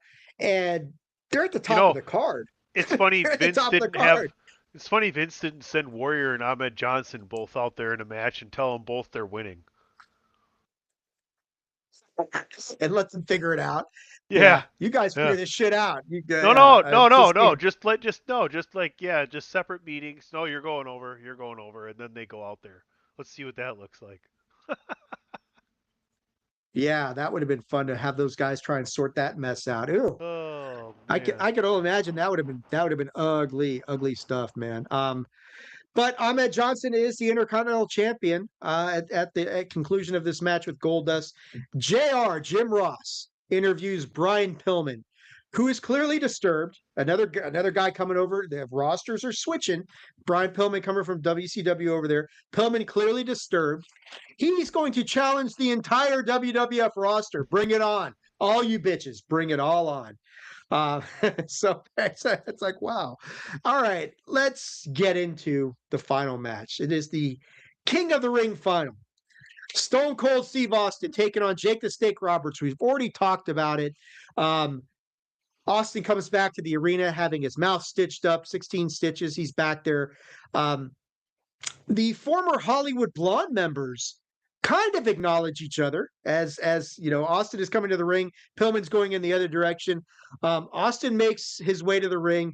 Vince tells us this is where Vince clues us in. He went to the emergency room and got 16 stitches in his match in his mouth, excuse me, after his match with Mark Merrow. So Vince just pulls back the fourth wall right here. Fuck kayfabe. And it's a smart move by Vince. It's Well, you can absolutely see it. brilliant move by Vince. You could see it, and it adds an element to Austin's character right away. This tough motherfucker, 16 stitches in his mouth. And you're looking at this, and this is still a time when, there's lots of shades in gray as far as like, is this real? Is this not? But you see it right there. And it's like, okay, this guy has really got something going on. And Austin 316 is going to get born in this match. Jake is going to fight valiantly.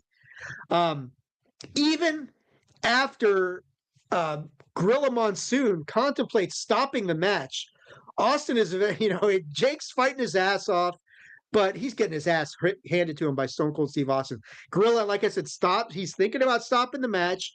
Austin is eventually going to hit Jake with the Stone Cold Stunner, becomes the king of the ring, and then, of course, he cuts one of the most famous promos of all time. There's not a whole lot to the match, of course, because we know Jake's well overmatched in this whole thing. But the whole idea about the iconic promo in Austin 316, um, as Austin got to the gorilla position before the match, he's talking to Michael Hayes. Michael Hayes is saying, "Look, I'm going to be the one to do the coronation interview."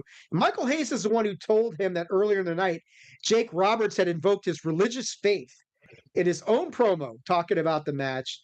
And Austin was then inspired to turn this whole thing on its fucking head. And Austin, of course, was a big football fan. And this is, of course, a time and place where the John 316 signs were all over football stadiums everywhere. Um, Stone Cold recognized that, and he took what Jake had done. And Austin 316 says, you talk about your Psalms, talk about your whatever, your Bible. Austin 316 says, I just whipped your ass. And nothing was ever the same after that. The night, Austin's still a heel at this point in time. As soon as he said that, he turned into anti-hero. And everything started to change, right? And then the Austin 316 shirts or signs started to show up everywhere. Signs. It was the signs first, you're right. And then after the signs started showing up, then WWE, the machine, got this idea, hey, let's turn this into a shirt. And the next thing you know, it's selling out everywhere. And then everybody's showing up in arenas with Austin 316 shirts. And yeah, Austin doesn't turn into a full-fledged face until WrestleMania 13 in the double turn. But he is the first. I mean, Savage had some of that going on, yeah, but not to this extent. Where Austin is the first anti-hero in WWF that I can really think of who got this sort of like organic following behind him. There's a real organic push that happens with this anti-hero. I'm struggling to remember anybody else who had, like I said, Savage had that undercurrent even after he turned on Hogan, where a lot of people didn't want to cheer against him, but it wasn't like this, where somebody who's still clearly a heel and he's really not a face and he's got this heelish elements, but people gravitated towards that. And Austin's the first one who does it. He does it better than anybody else, but he will not be the last because you get to see this thing replicated with The Rock. You get to see it happen with Triple H. You get to see it happen with Undertaker. It happens repeatedly that the Attitude Era is filled with anti-heroes that people just gravitate to because they're sick of this new generation shit. Austin is the first one to do it. And it all starts here with this Austin 316 promo. So I go to you, Tony. Again, not much about the match. Jake was just well overwhelmed, and that's okay. That's okay. It's everything that happens afterwards and just the fortuitous nature of Austin winning this tournament in the first place. And then talk about taking a bull by the horns and taking the maximum advantage of the opportunity presented to him. Dude, everything changes after this night. It's so great because you talk about the Broken Skull sessions where basically Austin's like, yeah, find that part of you that you can accentuate and turn up to 11 that's going to connect with the crowd. And that's what he did, right? Like, you talk about the ultimate anti-hero. First, to kick it off, he's like going against your religion right in your face. And then Vince is smart enough to see that the only thing that can sustain that is the boss. Everybody hates their boss, right? Everybody wants to rebel against that establishment, right? First it's that religious establishment and then it's the boss and that establishment, and Austin's just perfect for it. And we know that now. They didn't know that then. We're just discovering it. I'll say this, it'll be 30-year anniversary this summer that Stone Cold was born here in Milwaukee at King of the Ring. Why not bring King of the Ring back to AmFam Field? We could definitely break an attendance record there if you wanted to for King of the Ring. Just putting it out there, Hunter. Would love to see that I here. But mean, yeah, like Austin, King of the Ring, when it's supposed to be Hunter, it's just an amazing thing that happened. While Jake's doing the Bible thumping thing, we turn it into the most iconic T-shirt ever. It's Austin 316 on the front, the smoking skull on the back. yeah, I would love for them to give King of the Ring a true um like a true like big five event, right? Like they used to. I mean, it could be the big six now if you got because we got Money in the Bank, of course. But if you're gonna do Royal Rumble in Saudi, why not bring King of the Ring back to like? I'd love to see them bring it to Milwaukee and like have Austin be there for the 30th anniversary of this whole thing, dude. Give it to me, give it to me. You can have King of the Ring, Queen of the Ring. Let's make it a real event. I don't see any reason why you wouldn't. Like you got a roof, so you can have the event regardless. You can fit 40 plus thousand there, so why not? Yeah, I mean, and it's June, so it might be you could possibly leave the roof open, but maybe not. But if you don't need Oh no, to, then why? you likely would. It would June. It'd probably be in the 70s at night, 60s. Yeah, I would love to see that happen, man. Let's get King of the Ring back to being like a marquee event. Um, Especially because yeah, I mean they've been doing that the last few years, King of the Ring, Queen of the Ring in Saudi. Let's bring it back to American soil. If you're gonna give them the Royal Rumble, let's do something cool for the American fans or even Canada. but Milwaukee would be optimal. That's for Close sure. to Canada. That's true. That's true. It is very close to Canada, just across the border. So you can get oot and a boot out there.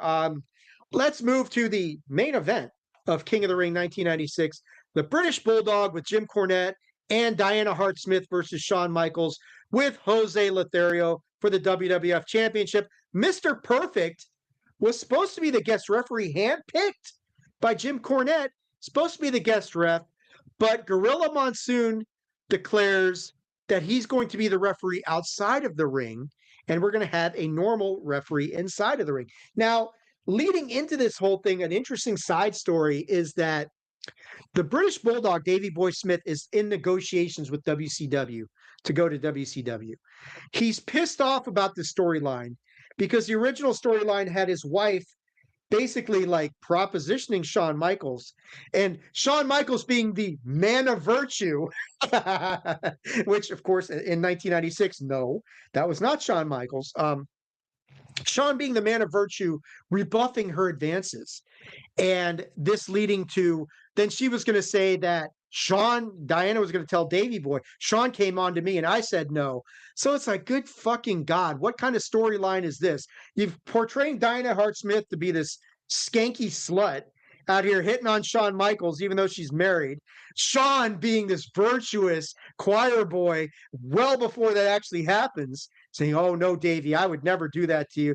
Davey might as well practically getting cucked out here, for fuck's sake. I mean, Jesus Christ. So Davey was not happy about this. I don't blame him.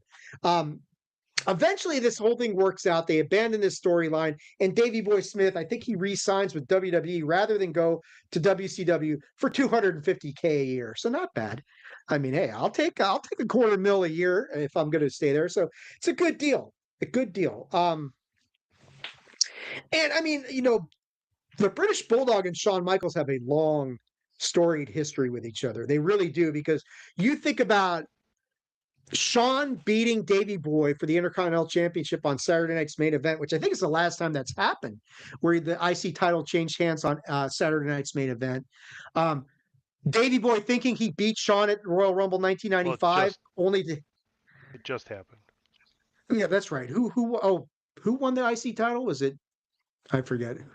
Dom beat Shawn. Well, that was Survivor Series. I'm talking about Saturday Night's Main Event. Oh, I thought he beat him at Saturday Night's Main Event for it.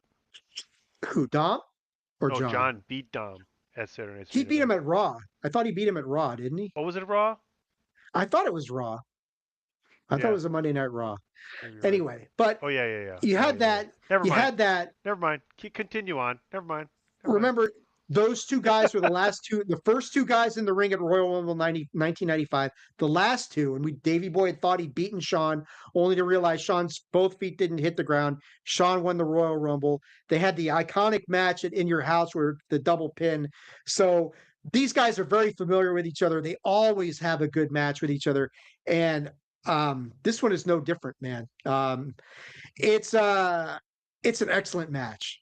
It's maybe a touch too long, but probably necessary in the grand scheme of things. I would, unlike Ahmed and Goldust, had no problem with this match going. How long did this go, Tony? This was 26 and a half minutes. Okay. Yeah, I mean, maybe you could have cut 5 minutes off, had it 21 minutes. But it was likely necessary after what happened In Your House with the double pin. You needed to get some sort of definitive finality to this thing. Davey, of course, he's again going to come very close to winning the big one. But Shawn is just too good.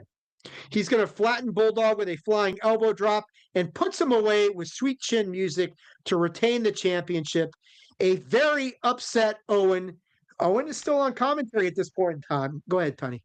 No, keep going. So Owen is still on commentary. Owen is obviously very upset. Bulldog is very upset. They take out Shawn in this post-match attack, at least until Ahmed Johnson, the new Intercontinental Champion, shows up to level the playing field. Vader, another member of Camp Cornette, is going to show up and is going to significantly tip the scales in the favor of Camp Cornette. That is until, of course, the Ultimate Warrior hits the ring, shoves Vader off the top rope, sends Milwaukee into a frenzy. I will admit that the Yeah. Warriors' appearance here sent Milwaukee into an absolute frenzy. It was a fucking phenomenal way to close the show with Sean Warrior and Ahmed Johnson all standing there. You got the two main champions standing there and the Ultimate Warrior with them triumphant. I don't know if you could actually end the show much better than this, to be honest with you, Tony. All my complaints about the Warrior notwithstanding, he still elicits an electrifying reaction from the crowd at this point in time. This was one of the best endings from 1996. I felt this whole fracas at the end and the way it ended with those three guys in the ring together. And you think at this point in time, man, what's going to happen over the rest of the summer with these three? Well, one of them is going to be gone. And the other one, we're going to see how that goes down. But that is the end of King of the Ring 1996. Your thoughts on the main event, Tony, and Shawn Michaels beating the British Bulldog to retain the championship here? No, one of two unbelievable matches on this card. Um, the Mark Merrow Steve Austin match was pretty freaking good too. It's interesting because do you add British Bulldog to that conversation of guys who probably should have won a world championship, like Scott Hall, Mr. Perfect, Rick Rude, Jake Roberts, etc., right? Right.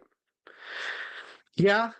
Yeah, you could. I mean, he was I think he was European champion at this point in time, wasn't he? I don't remember exactly, but Davey, of course, his biggest win of his career, of course, was SummerSlam '92 and beating Brett at Wembley. No dispute about that. But I think you got a good point that him, Jake, Rick Rude, guys like that who Mr. Perfect, you could add him to the list as well. Guys who never got the world championship and probably Scott should Hall. have. Scott Hall, that sort of thing. Yeah, I think you can definitely. Owen is another one you could maybe put into that conversation.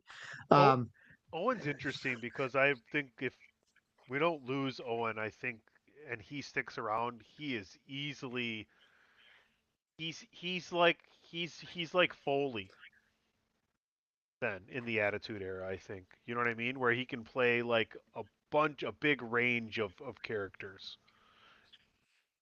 yeah, I think like you're saying, man. I think if Owen doesn't die in '99 and they start getting to the point where they're hot potatoing that title, Owen wasn't going anywhere. I don't think he wasn't going to WCW. He had no interest in going down there. He was going to stay put where he was. He had Um, already stayed you through know, all the other shit. once once Vince got tired of this whole Blue Blazer bullshit, which ultimately killed him.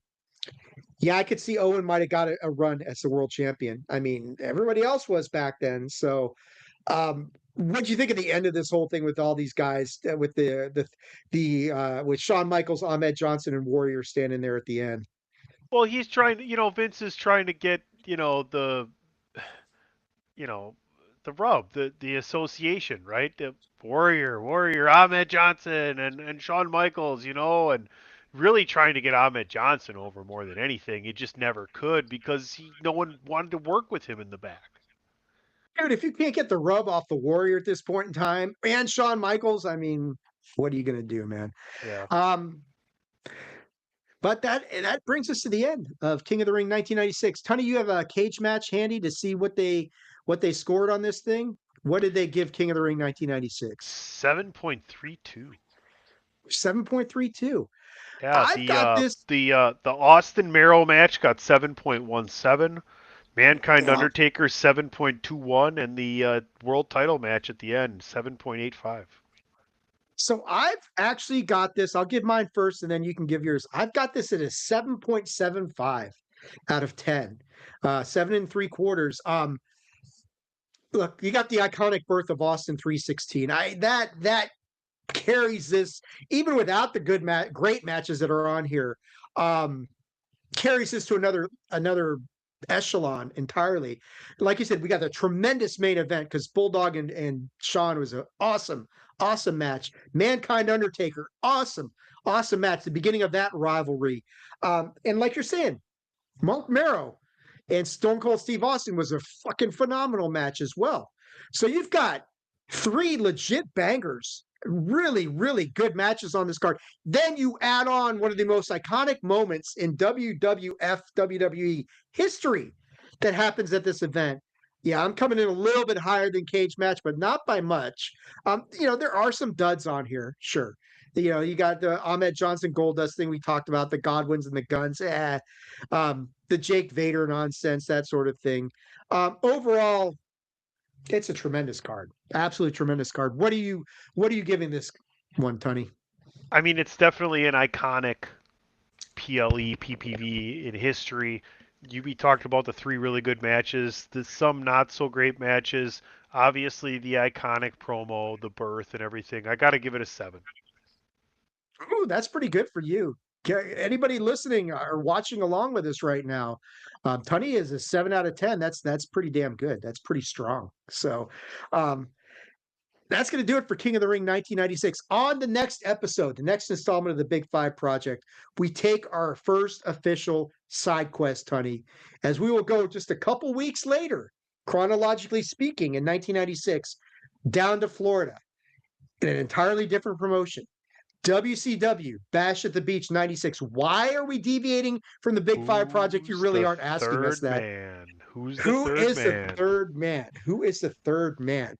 But yeah, so that would be our first official side quest that we take for a very good reason, because this is when the Monday Night War goes from kind of smoldering to Mount St. Helens. It's just this massive explosion. But I will say this before we get to that next installment of the Big Five Project, some other stuff is going to happen between now and then.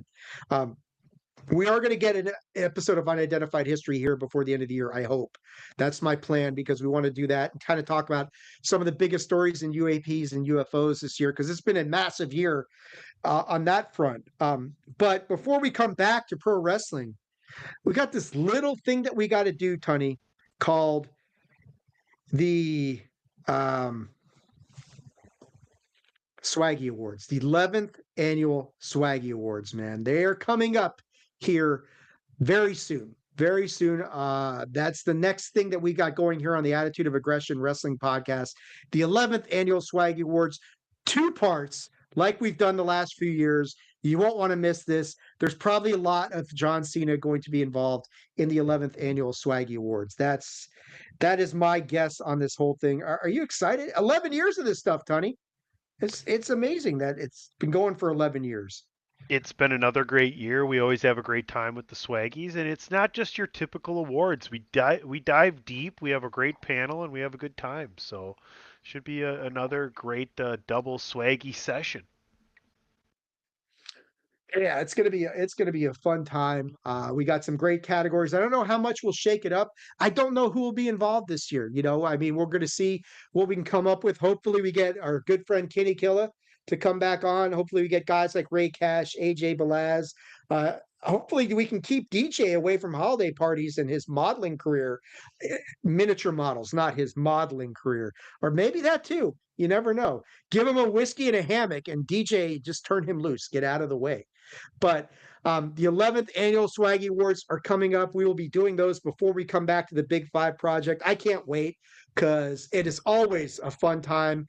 And, we had our decade last year, our 10-year anniversary. Now we get into the second decade. It should be a great show. But until then, Tony, can you let people know where can they check you out on social media if they want to see all the cool stuff that the one and only PC Tunney is doing? And make sure you plug the newest addition to the PC Tunney podcasting family.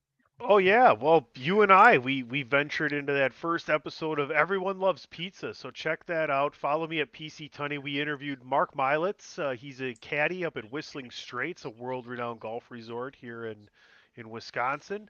But everything Chairshot Radio Network, all your favorite streaming platforms, thechairshot.com, tons of great coverage there. Follow me at PC Tunney. On the X is probably where you're going to get the most action there, and I always enjoy working with my podcasting bestie over here, Dave, and everything Attitude of Aggression. Don't worry, DWI Podcast will be back next week. I feel better that you got a chance to talk some wrestling here, Tony. You got to talk John Cena this week. It's a big Well, deal. it's a huge deal. So I'm glad that you were here. I'm I'm glad. I'm glad I could glad. fill. I'm glad people could see me.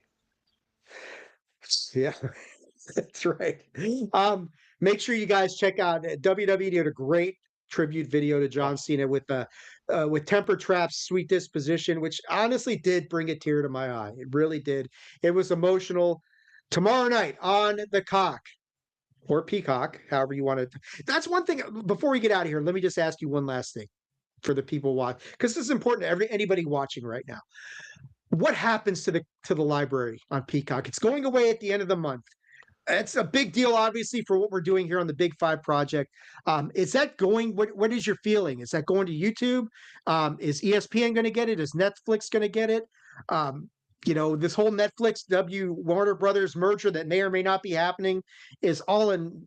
Sent everybody into a scurrying sort of pace right now. But what's your gut instinct? What happens with the library?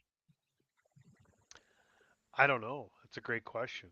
Um, is there a chance it stays on Peacock too? Right? I You don't would know. think It's they gotta. would have like. You think it's gonna end up somewhere?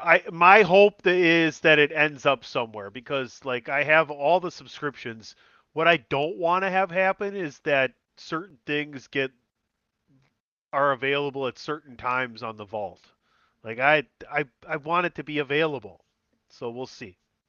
We need that on demand stuff. I don't want to go in here and just have to like, hey guys, when are you going to show Bad Blood? That sort of thing. I don't want to do that. We've for what 11 years now. Ironically, not so ironically, the length of time we've been doing the shows, we've been able to access anything we wanted to at any time we wanted to on demand.